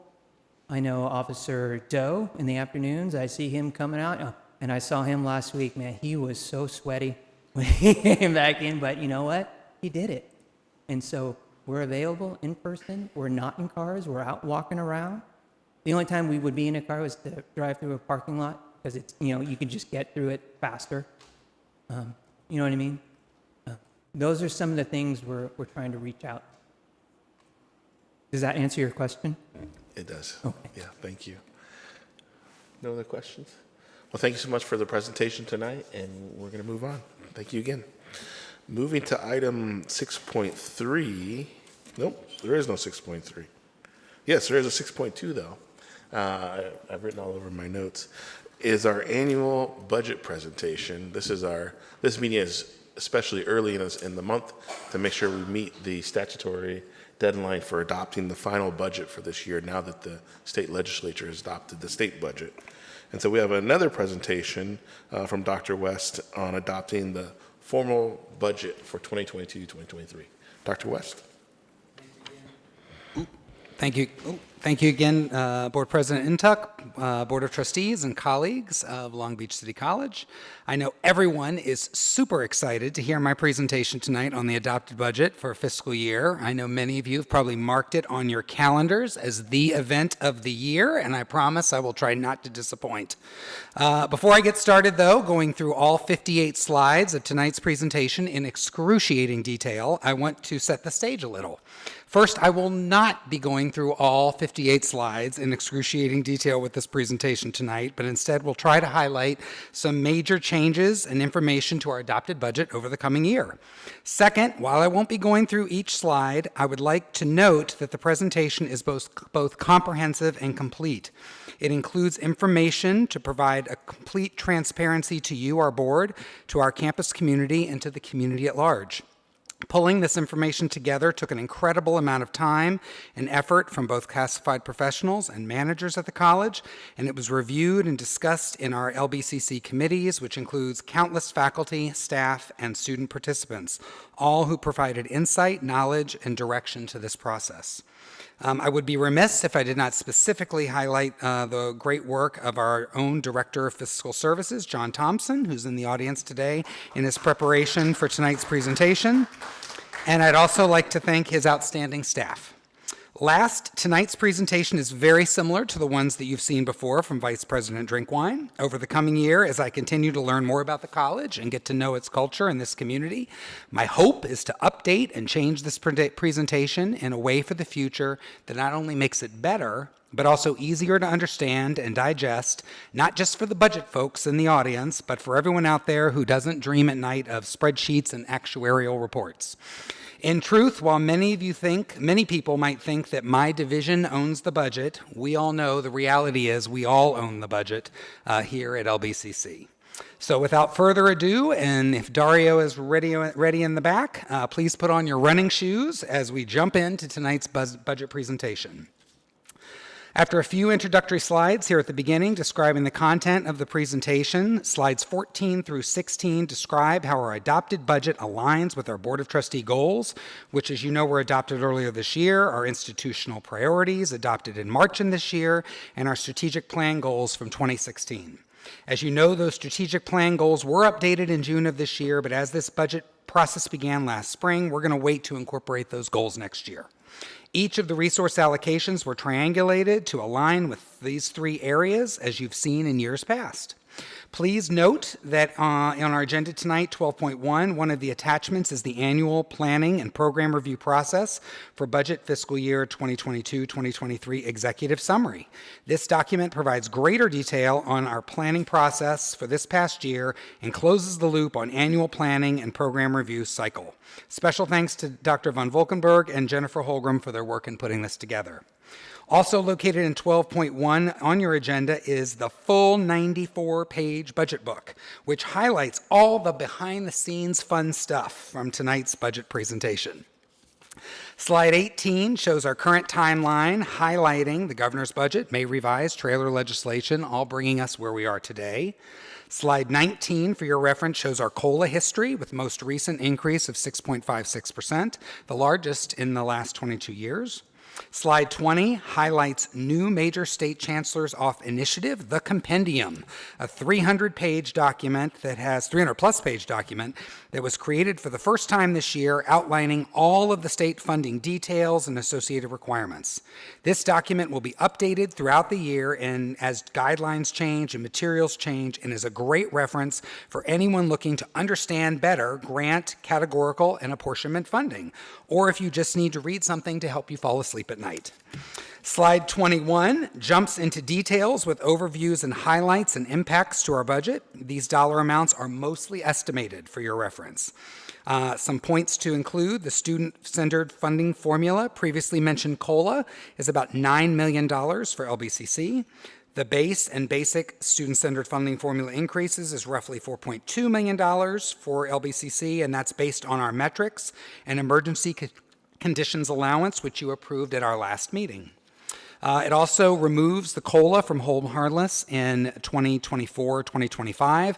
It will now exist as the floor, but will not increase with COLA going forward, as well as it outlines the COVID emergency protection, which extends to the end of the fiscal year. Slide 22, as you might know, in some past years, COLA has not been included for some of our categorical programs, but this year, COLA increases were included, as they were for the general fund, in all of our categorical programs, totaling roughly $1.2 million, and that's outlined on slide 22. DSPS and EOPS will also be receiving increased support. We estimate that will be about $1 million. The Student Equity and Achievement Program, SEA, also received additional funding. Again, we estimate about $400,000 for LBCC. Slide 23 highlights a few major one-time allocations for us. A major one for us is the COVID-19 block grant, which translates to about $12.4 million of one-time funding for LBCC. This block grant does have some guidelines to follow. They're loose guidelines, but fortunately has no spending limit, time limit as we go forward. So it gives us some strategy to be able to make maximum impact there. There's also a technology grant, which we estimate based on our share of statewide FTES to be about $1.6 million and is geared towards modernization, data security, and protection. Retention and enrollment program also was awarded about $1.7 million. Slide 24 and 25 show large deferred maintenance and instructional equipment allocations for this year. As you know, not so many years ago, these funds were zero. So we're really thrilled to have almost $14.5 million for LBCC this coming year, split evenly between these two funds. Also, there are no STRS-PERS contributions to reduce employer rates, as we've seen in recent years. And we note that while there is $403 million outlined in the Proposition 51 capital outlay projects, none of those are LBCC projects. Slide 26 through 29 outlines the state budget stabilization account, or the rainy day fund, and the public school system stabilization account, which is a smaller account, and we've included some assumptions there for your reference as we go forward. Slide 30 shows our FTES comparisons over recent years and includes blue funded FTES, red without the summer shift, which you might know is a past practice that we haven't had to do here in recent years, and green is our emergency protection, again, that you approved last month. In recent years, funded and actuals were roughly the same, and that's because of our hold harmless.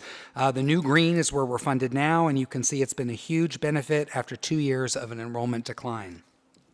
Slides 31 through 32 show our list of funds, details, and summary. Key items to note that bond projects were higher than recent years, and this was due to the COVID shutdown, that we were able to move those projects forward without as many people on campus. Financial aid saw significant increases, especially with HERF, Pell, and other distributed financial aid that was a pass-through to our students. And the unrestricted general fund, we saw big improvements for what you just looked at in June.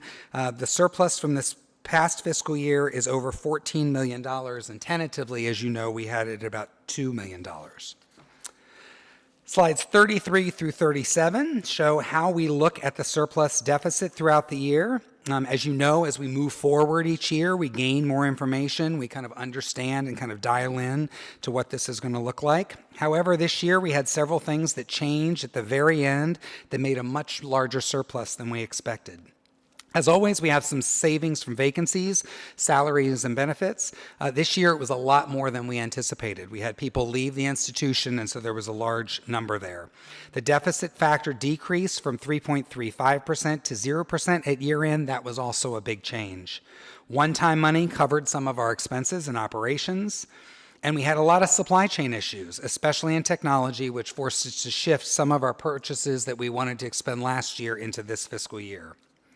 Slide 38 shows our reserves, federal, state apportionment, and other. And there's comparisons there, and you can see the changes between the actuals to budget this year, and you can see the apportionment big increase. Slide 39 shows those increases, huge increases based on the COLA, the funding formula, and other state funds. And there's a slight decrease in lottery and slight decrease because of one-time reimbursement from last year.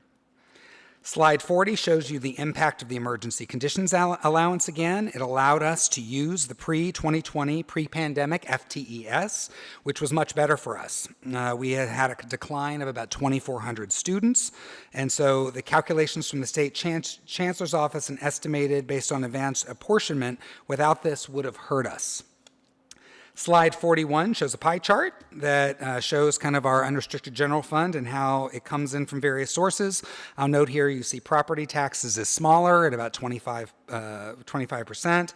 State general apportionment and EPA, the Education Protection Act, make up the largest portion of our principal apportionment.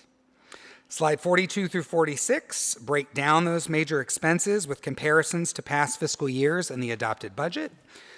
You'll notice there's no STRS and PERS state contributions to reduce employer rates, as we've seen in most recent years.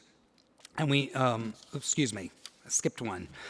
You'll see academic salaries, step and column increases, new positions and new full-time faculty in that. You'll see classified increases with total benefits due to PERS and STRS, and it levels off in future years.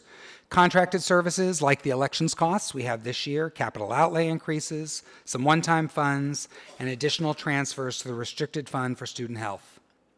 Slides 47 through 49 show our 7-year general fund trend. There's a graphic display of salary and benefits to total expenses, and our unrestricted general fund multi-year projections.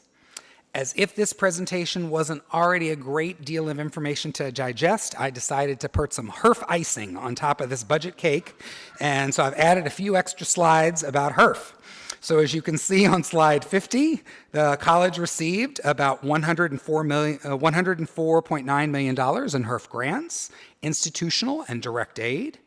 Slide 51, we've outlined our major expenditures, including $35.6 million in institutional incentives, and we've included some details there, as well as direct student aid totaling more than $44 million.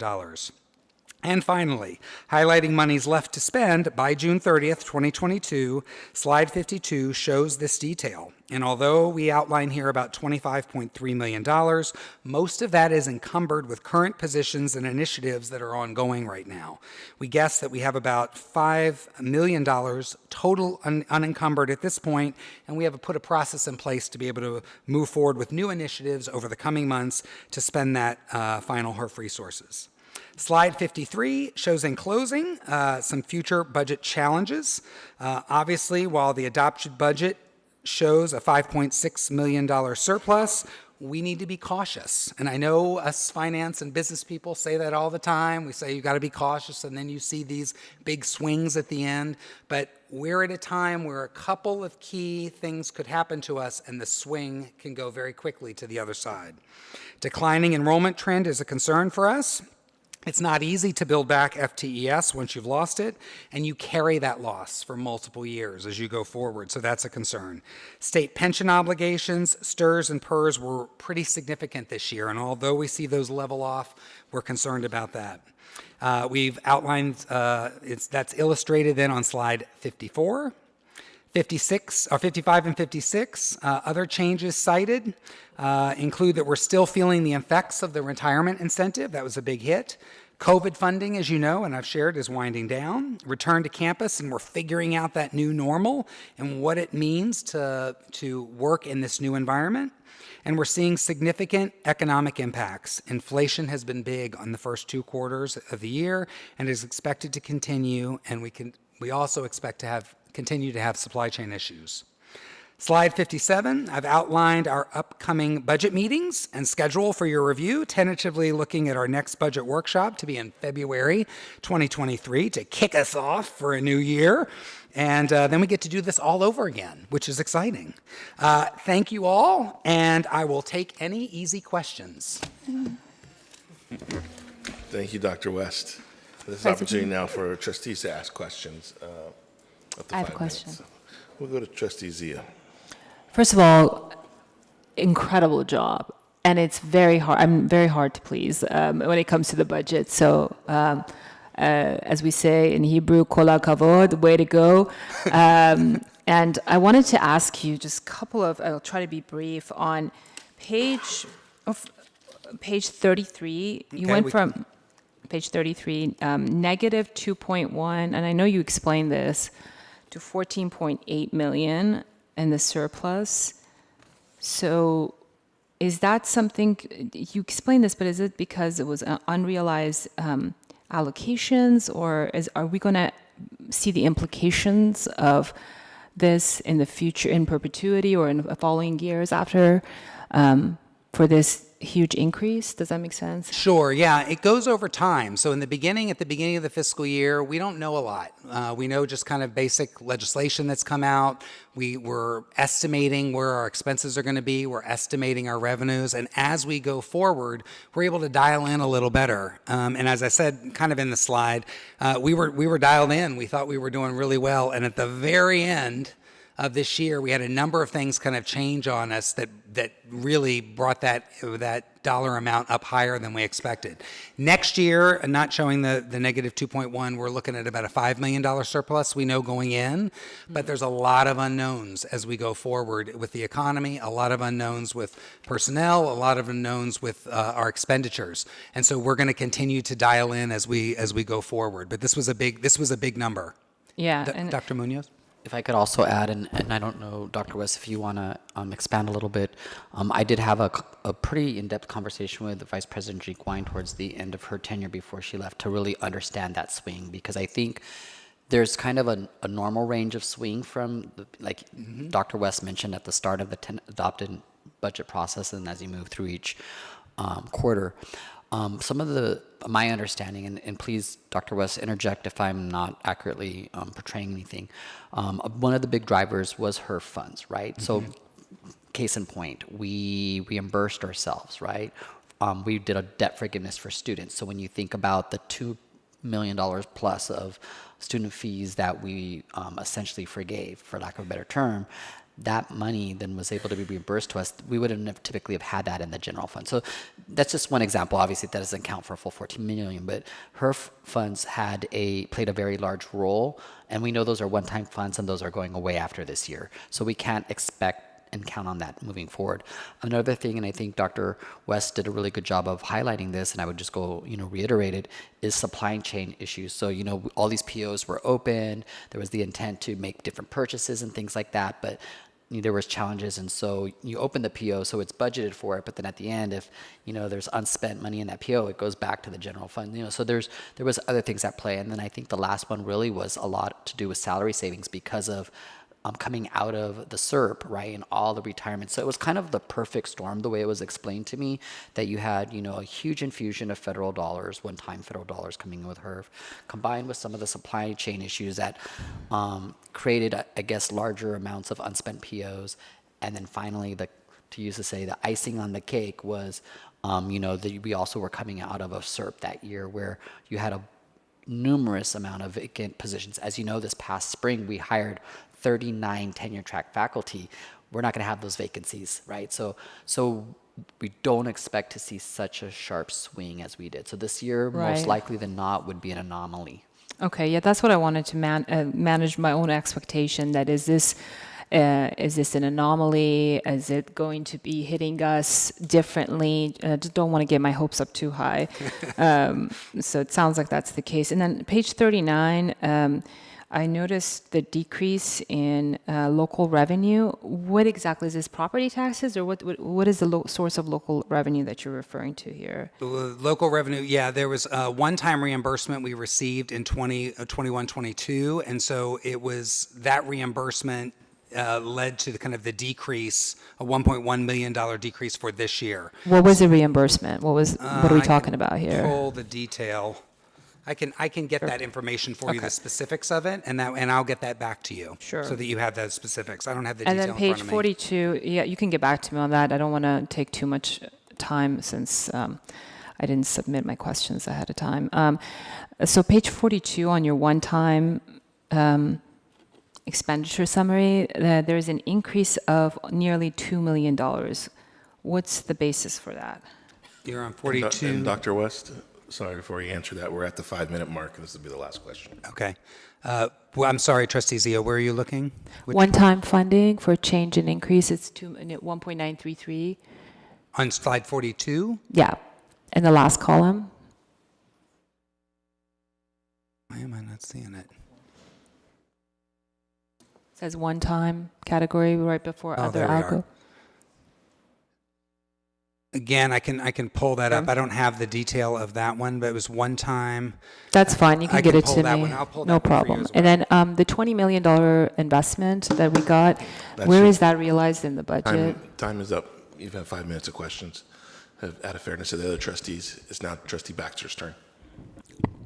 Well, I'll be very quick because I'm making a statement, not answering the question. There isn't a year that I can remember that we didn't have a budget surplus on June 30th. And so this is a large budget surplus, but I can't remember a year that there wasn't one. Thank you. Any other trustees? I do have a few questions. One, we've talked a lot in the last couple of years about business processes and business process improvements.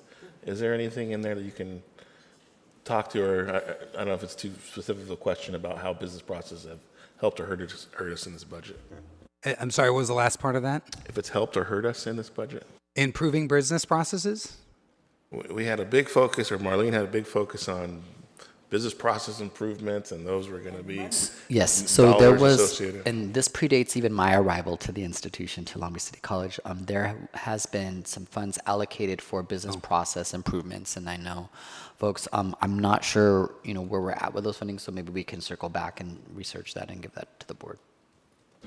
Those were one-time funds that were allocated. I do know. There have been some business process improvement things, especially in IT. I know that we've been investing in those in that area, but I can absolutely pull together a report for you on that. Great, thank you.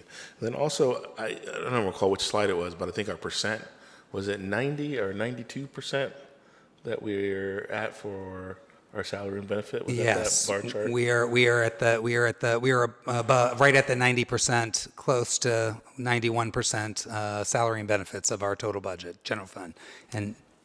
I would love to kind of just say something to that. So as you know, that is a major fiscal health indicator that we have to monitor. And so, as we know, we passed, the board passed salary increases across the board for all employees. And so that had an impact on that kind of ratio, right? That percentage, that final percentage. So, we really need to pay attention to that number. And that's something we're going to be monitoring and watching very closely. I know that Chip, Dr. West and Vice President Ashua have been engaging in conversations around position control, which is going to be a very important strategy to make sure that we can keep our eye on that fiscal health indicator that we all know is very important, vital to maintaining our fiscal stability. Great, and the last question, or grouping of questions. I know Governor Brown left us the student-centered funding formula. It's really a performance-based funding formula that has yet to be implemented. We were fortunate, one of the benefits of the pandemic was the hold harmless. And I saw, I think, a swing between $8 and $13 million because of the decline in enrollment we would have lost without. That is correct. And the hold harmless, we got one more year? 2 more years? 2 more until- years, yeah. And I know that it connects to our academic performance, is going to be connected to our financial allocation. What is the projection here? I mean, I've heard of a fiscal cliff once hold harmless goes away. I don't know if you can speak to that in this budget of how we're starting to address that or be prepared. We're absolutely trying to address it. We're looking forward and trying to anticipate, as I mentioned, some of the challenge with regards to our expenditures and trying to get those under control, put systems in place right now that will position us in a way that we can adapt in that new environment, depending on not just the emergency conditions, but the hold harmless going away. There's also, we get a large school funding bonus, which we're not in anymore because of our declining enrollment. So that's what I had mentioned before in the presentation, where there's a couple of big items that if it starts to swing the other way, it's going to swing and swing hard. And so we're starting to prepare for that and begin to address that in planning so that we're ready to go when and if that happens. And Dr. Munoz? I really appreciate that last question, Board President Ntuk, because as Dr. West kind of illuminated for us, there are some very large unknowns facing us. Our enrollment at this point is fairly flat for fall. And so this would have been a very important year for us to see some enrollment growth. So the gap that we have to close before hold harmless falls off to be able to get back to that large college status, we needed a pretty big jump this year so that we could kind of be on pace for that. And given that we are looking at flat enrollment at this time, we probably will need to start to really plan and prepare for the likelihood that we may not reach that large college status at the end of 24-25 when hold harmless falls off. And so we are going to need to start to, so I know, and how do I say this with the most, utmost love and respect for all of us, we can see that 14 million reserve and say, oh my gosh, that's a lot of money and we need to spend it right away. And I'm going to be like, no, we need to save it. We need to save it so that we are ready to respond in 24-25 should we not be able to get our enrollment back up to a large college status. So just for all of us doing budget thinking, we're right now in year 23-24, which is 1 year. Next fiscal year is 24-25. And then in year 3 here is the potential cliff, 25-26, that we don't know. We don't know if Fort Thomas is going to get into legislation, what the economics is going to look like, is inflation gone by then or not. If we knew that, you can project beyond 3 years, can't you? Right? All right, I'm at my time. Any other questions from trustees that haven't spoken yet? Well, thank you. Student trustee, did you have a question on the budget? I didn't, thank you. Okay. I thought you were looking at me like, oh, okay. All right. Well, thank you very much. This concludes item 6.2 on the budget presentation. We'll move to agenda item 7.1. This is a resolution authorizing teleconference for open meetings pursuant to AB 361. This is the resolution we adopt every month. They give us the option, if the pandemic shifts, we can go back to online meetings if necessary. This is an action item. We'll need a motion in a second. So moved. Second. Motion by trustee Zia, second by trustee Baxter. Any discussion on the resolution 091422A? Seeing and hearing none, all those in favor say aye. Aye. All those opposed? Any abstentions? The ayes have it, and the resolution is adopted for another 30 days. Moving to item 7.2, this is a public hearing on agenda item 12.1, the proposed budget for the district for the year ending June 30th, 2023. The California Code of Regulations, Title V, Section 58301, states that the governing board of each community college district shall hold a public hearing on proposed budgets for ensuing fiscal year on or before the 15th of September, but at least 3 days following availability of the proposed budget for public inspection. Notification was published in the Long Beach Press Telegram on September 2nd, 2022, that the public hearing will be held Wednesday, September 14th, 2022 at 5:30 p.m. And the proposed budget at Long Beach Community College District for fiscal year 22-23 was available for public inspection on our website beginning September 7th, 2022 at our website, longbeachcitycollege.edu/post/adopted budget presentations. There is an attachment of this in our board packets for board doc, but we're opening officially the hearing on the budget, the public hearing on the budget. If there's anyone here that would like to speak to, from the public, this time to speak to and express their views on the 22-23 adopted budget for Long Beach City College, or Long Beach Community College District. Hearing no response, I now declare this public hearing closed, and we'll move on to the next agenda item. Next is the consent agenda, item 8.1. This is an opportunity where you can pull items from the agenda. Any consent items? Seeing and hearing none, we're moving to 8.2, approval of the consent agenda. All items listed on the consent agenda may be acted upon at once. This is an action item. We'll need a motion and a second. So move. Motion by Trustee Baxter, seconded by Trustee Vice President Chico. Any discussion on the consent agenda? Seeing and hearing none, we'll take a vote. All those in favor say aye. Aye. All those opposed? Any abstentions? The ayes have it, and the consent agenda is adopted. Moving to Section 9, Human Resources, 9.1 is the LBCCE/AFT reappointment to the Personnel Commission. This is an action item that's recommended that the Board of Trustees designate Jeffrey Kellogg as the LBCCE/AFT appointee to the District's Personnel Commission for a 3-year term at noon, December 1st, 2022, ending at noon, December 1st, 2025. This is pursuant to the merit system and Education Code 88064. There's some additional background. I think we all know Mr. Kellogg. And this is an action item that we'll need a motion and a second for. So moved. Motion by Trustee Zia, second by Trustee Baxter. Any discussion on the reappointment to the Personnel Commission? Seeing and hearing none, all those in favor say aye. Aye. All those opposed? Any abstentions? The ayes have it, and Mr. Kellogg is reappointed to the Personnel Commission. Congratulations to him. Moving to Section 10, Academic Senate, 10.1, we have no items tonight. Section 11, Academic Affairs, 11.1, we have no items tonight.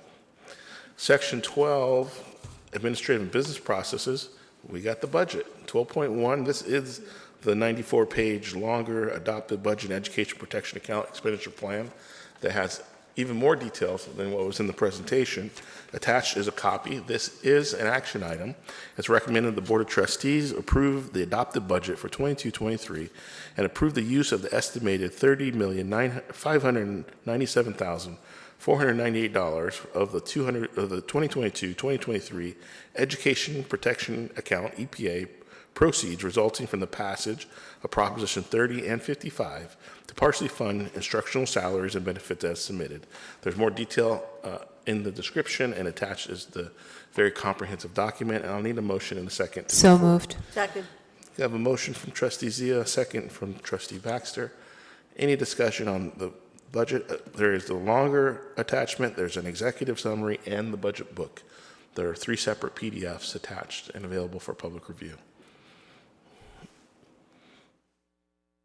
Seeing here no discussion, all those in favor of adopting the budget say aye. Aye. All those opposed?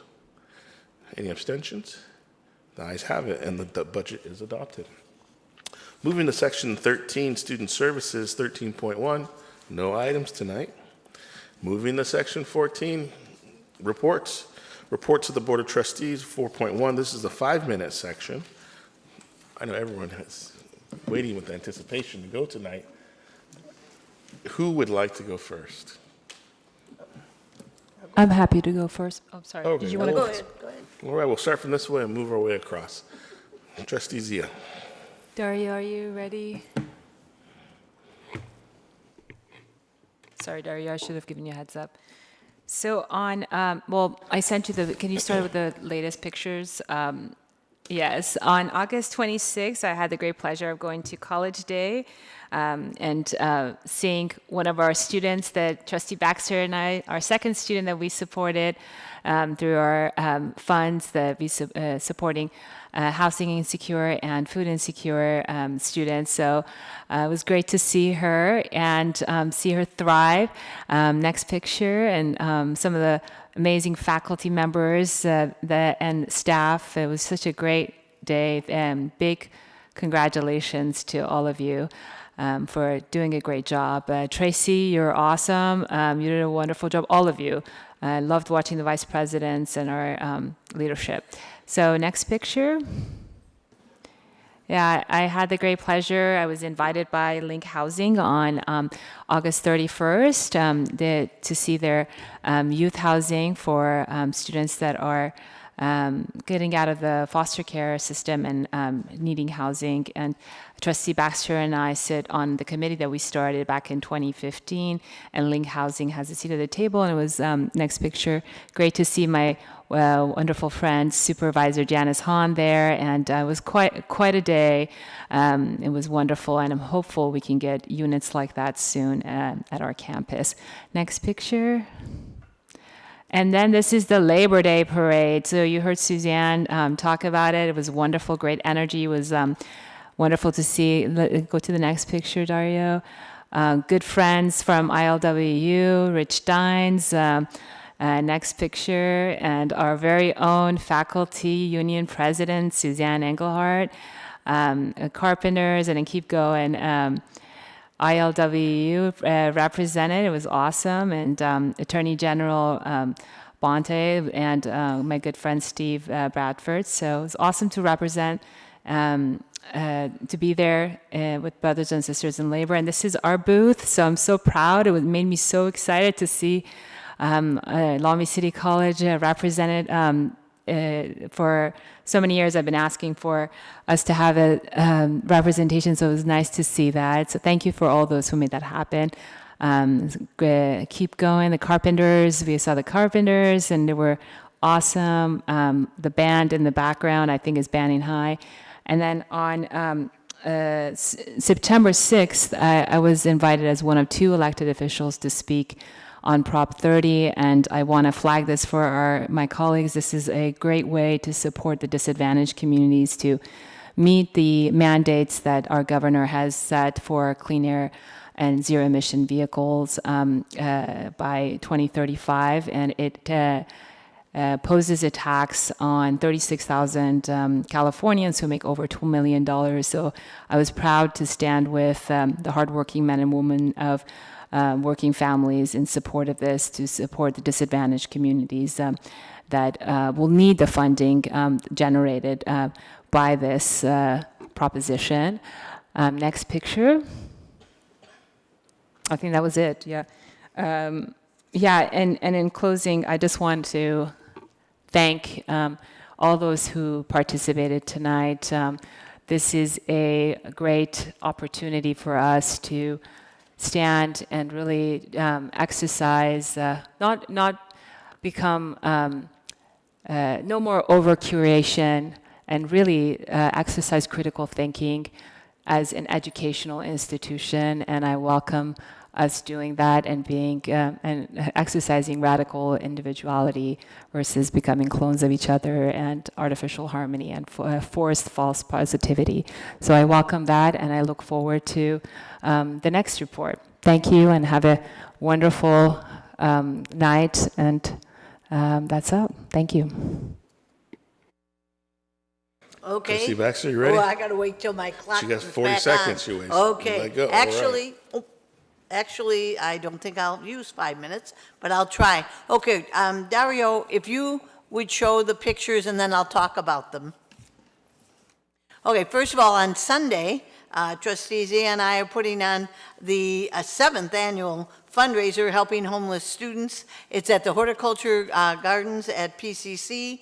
From 3:30 to 5, come and meet some of our students, our success stories, one of whom is speaking, and I won't say her name because I don't want to embarrass her, but she's graduated from Long Beach City College with a 3.9, even though she was homeless. Now she's at Cal State Long Beach. We found her an apartment. She's doing great, and I'm really proud of her, and if you come to the event, you'll get to meet her.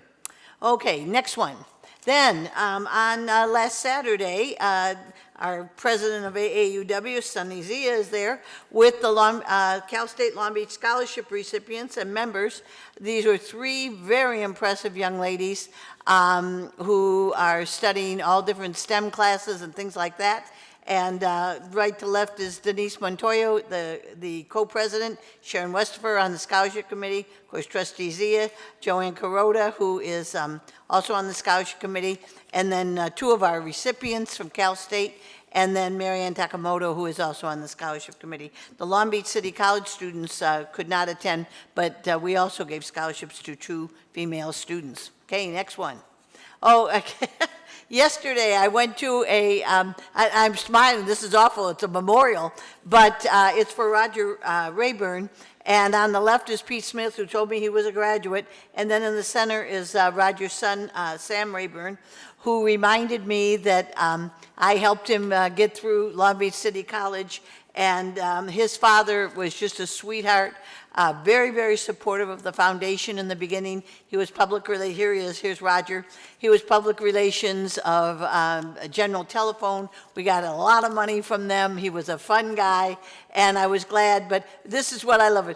The last one is on me. We were at the boathouse. Of course, I didn't have anything to drink, but people were there eating and drinking and having a wonderful time. So farewell to you, Roger, and thanks for all you did for LBCC. And then, is that it, or did I have one more? Dario? I'm done. Okay, then other things. We had the road, oh, yeah, and this isn't the picture, but on the 7th of September, I was at PCC, and the reason is that there is a gentleman in the Long Beach Rotary who is a refugee from the city of Lviv, Ukraine. And so he's taking ESL at Long Beach City College. He's so proud that he's enrolled in school, and I just think that's so wonderful. So, of course, I said, what can I do to help? He said, would you buy my textbook? Oh, okay. So I went to PCC and bought his textbook and brought it to him at Rotary, but I ran into Robert Rametta and Roger, whose last name I can't remember, from IT, and Robert said, oh, take a picture because you're here at the welcome back. Well, the person who took the picture took a picture of the ground. So this is a lesson for me to look after the picture is taken. So anyway, I was impressed with the turnout at the Pacific Coast campus. It was so wonderful to see all those people going to school and being excited. It's so great to be back. And then tomorrow, I'm big on memorials. There's a memorial for Dr. John Smith, who was in charge of our wellness center, and it is at 2 o'clock in our building, R203, so you're all invited to go to that.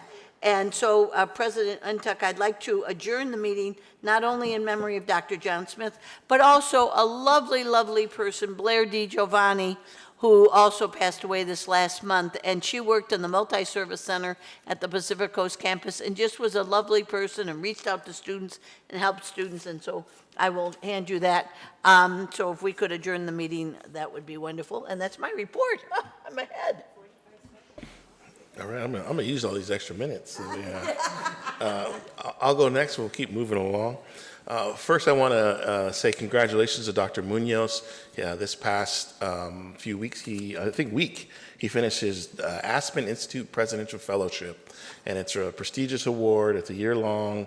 I was really honored to, nominate him for it some year ago and see the conclusion of that. I know it's a great networking opportunity with other high-performing presidents across the country. They give you best practices, and I think it's really shaped some of our discussion we had at our retreat around increasing our academic achievement and equity goals and so forth. And so just wanted to recognize, and if we can give Dr. Munoz a round of applause for completing the program. Appreciate it. Happy for you. I'm just getting over a bout of 2 weeks of COVID, so I'm a little raspy tonight and coughing, and I've missed out on a lot of. I couldn't go to all the things that Jenny went to the last 2 weeks, but I'm back, and I attribute. I didn't have to get hospitalized because I was boosted and I had the vaccine, and I'm going to get another vaccination of the new Omicron booster that's coming out. But just wanted to share that you may not have seen me the last 2 weeks, but I'm here. Getting better. But I did go to the Jazz Festival, which I may have caught COVID when I was there last month, and it was a really great Uptown Jazz Festival. Actually, I was on the stage and trying to talk, and I had lost my voice already at that point at the festival, but it was a really nice day. I also went to College Day. Maybe I got it there, was 1,000 people, but it was really nice to get together in person the first time in 2 years. We had virtual ones the last couple of years, but so many new people who were hired during the pandemic, so many old friends. It was really great to see Doolins, who's one of our Goldman Sachs 10,000 Small Business program graduates, serve everyone breakfast and lunch that day. And it was just, I thought it was very rewarding to see the affirmation that we are an anti-racist institution, that we have breakout groups of how do we implement this in our different work groups in our areas. And it's not just rhetoric, but it's embedded in what we do. And I know when I first got here, we couldn't say that we were aspiring to be an anti-racist institution 4 years ago. So it's really nice to see that come along on College Day. Also, I want to wish the best to our delegation that we're sending to Ghana this week. There's the All-African Diaspora Education Summit that's happening. This is part of the A2 Men group is leading the effort, but it's statewide with hundreds of folks. I know Dr. Lee Douglas is going, I think Dr. Kirkwood is going, a number of other folks from campus, but we wish you safe travels and represent us well on the motherland and in the trip, and I wish I could have gone, but looking forward to maybe 2 or 3 weeks from now when everyone's back and out of jet lag, because I think it's 9 hours ahead. Longer? 7? Okay. Every time I go to the East Coast, I get jet lagged and messed up, let alone Africa. So just want to wish everyone a safe travels, and thank you for representing Long Beach City College at the summit. And with that, I'll close my remarks and move on to Vice President Chico. Thank you. It's been a really busy month, and it just kind of flew by, and I really wasn't even keeping track of everywhere I was. So, but I do want to highlight something that was brought up today, and the child care partnership with YMCA is so incredible. That's been one of my priorities, is supporting our student parents. And so to know that that has taken place is extraordinary. And, Dr. Munoz and I are going to go to Denver tomorrow for the NCCHC conference to present on the framework of reconciliation. And one of the things that we do talk about is the resources and the support for our student parents. We kind of open up our presentation talking about Dr. Munoz and President Ntuk's experiences as young student fathers and how they were able to take advantage of the resources that were in place, and how I, born to teenage parents who at the time did not have those resources, were forced to drop out of school and go to work. And so I'm really proud of the continuing evolution of what we're providing for our students to ensure, particularly our student parents, to ensure that they succeed. And that email that you received from our student demonstrates that perfectly. So thank you for that. I hope everybody gets out this weekend to Beach Streets. It's down the street, Cal State Long Beach area. The streets are going to be closed off, and it's just a really wonderful activity to just ride your bike, rollerblade, whatever it is, to interact with the community, to see our neighborhoods from a different perspective, not flying by in a car. But actually, getting out, stopping, shopping at small businesses, going to a restaurant that maybe you've seen and passed and just never stopped. So this is a really great community event that I hope everybody participates in. There's a lot of music and arts and crafts. Finally, I want to just say how excited I am and thank everyone here at the college who have put together the events for the Hispanic Latinx Heritage Month. It's so wonderful that this institution celebrates the different communities that we have here on campus. It's so important that each one of us feels special about who we are. We are all special. We have a lot to contribute. And I love the fact that we're now starting to, or that we do highlight that. I was having a conversation with someone earlier today about how growing up, our history books were written in a way that we didn't appreciate a lot of the contributions that many of our communities contributed. And so this is just another way for us to celebrate those heritages. So I'm really thankful for all of the events that are and programming that's taking place. I'm sorry that I won't be here tomorrow to participate, but I plan on trying to attend some of the other events. And then just on a personal note, I wanted to thank my dear childhood friend, Professor Gilbert Estrada, who is a wonderful human being and is a source of guidance and good wisdom. So I appreciate that. Thanks. Thank you. Trustee Malulu. Thank you. Hello, everybody. Once again, welcome to the new academic school year. Very excited for what's in store.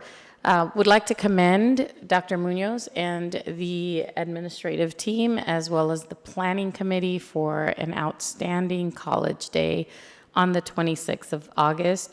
It was fantastic. The energy was electrifying. Seeing so many people on campus at once after a couple of years, I actually got a little choked up when I walked up and I saw the long line of people waiting to check in. I stood in line to check in, and several people said, "You don't have to stand in line." But I actually enjoyed standing in line and talking to people and waiting to check in.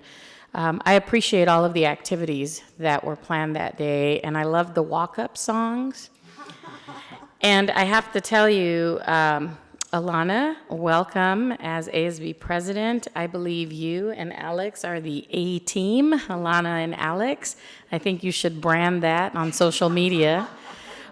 Your speech was so moving, and your story and the song that you walked up to, it was just, I commend you, and I feel your maturity.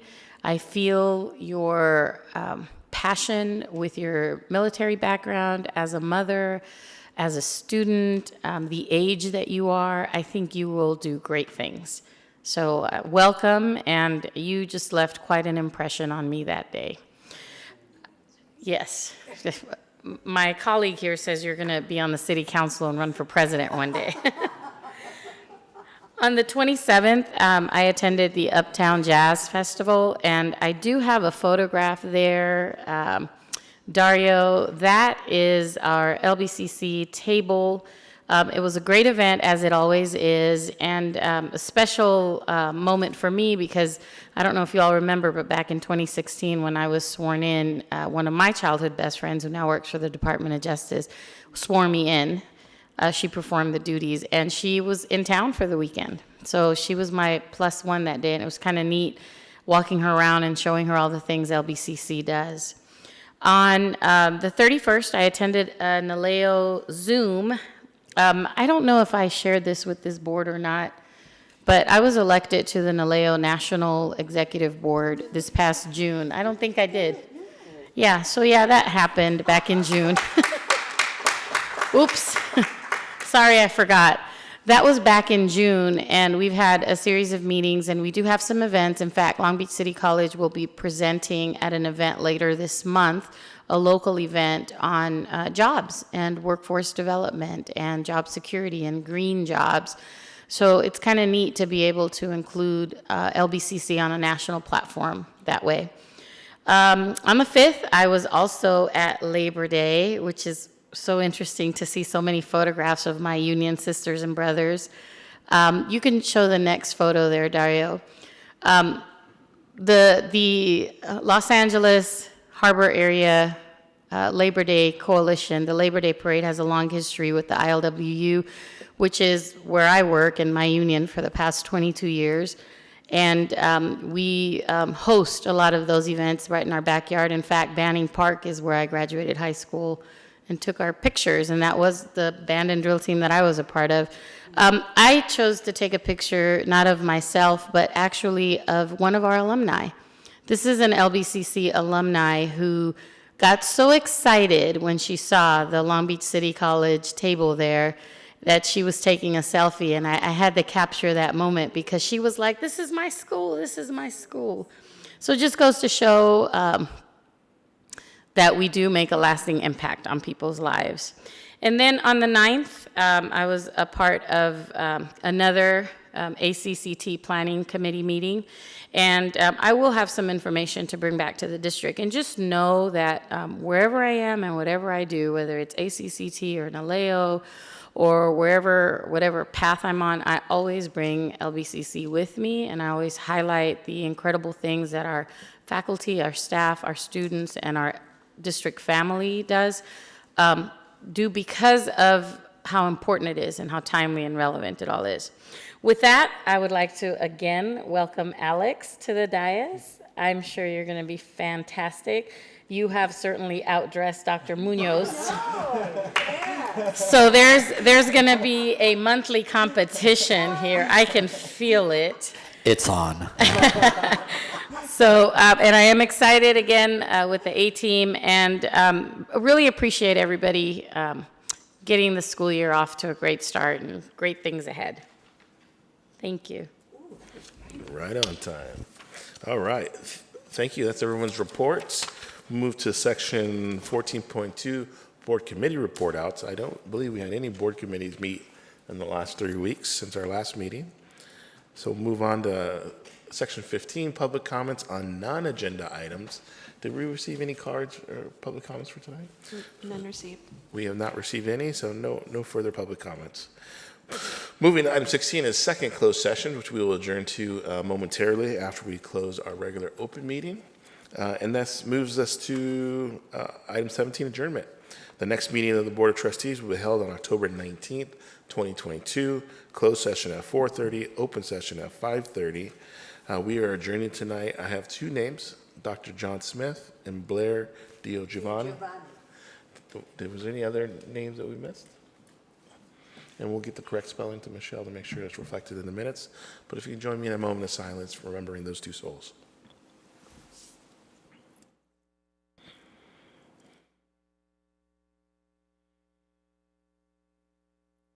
Thank you, and this concludes our open meeting session, and we will now adjourn into our second closed session.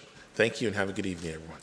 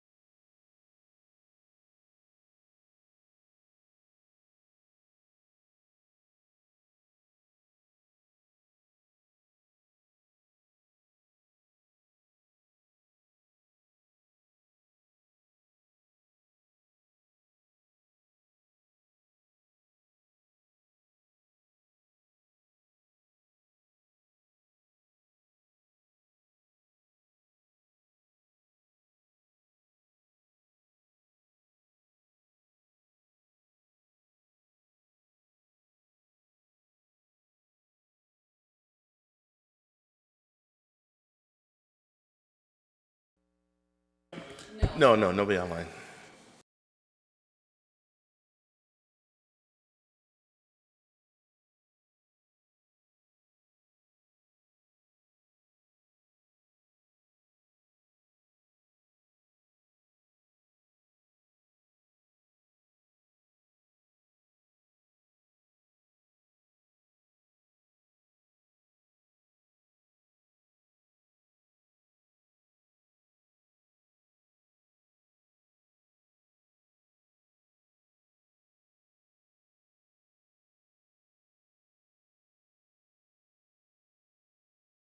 All right, welcome back.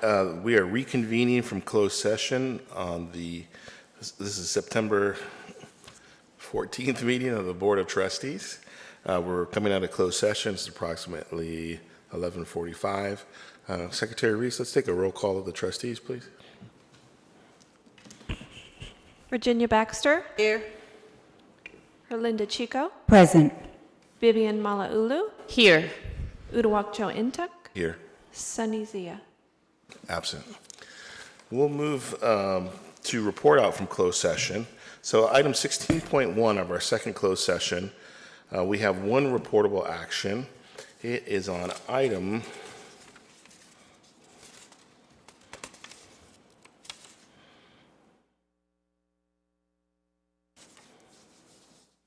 going back to item 1.5, personnel pursuant to Government Code Section 54957, public employee employment evaluation, discipline, dismissal, and release. Report out in closed session, the Board of Trustees met, discussed, and took action to accept the recommendation to release employee 0770071, Dr. Kashara Moore, under agenda item 1.5 as a part-time faculty member pursuant to Education Code 87665, and directed the superintendent president or designee to provide notices as required by law. The roll call vote was as follows. Board President Untuk, aye. Board Vice President Chico, aye. Trustee Malauulu, aye. Trustee Baxter, nay. Trustee Zia, nay.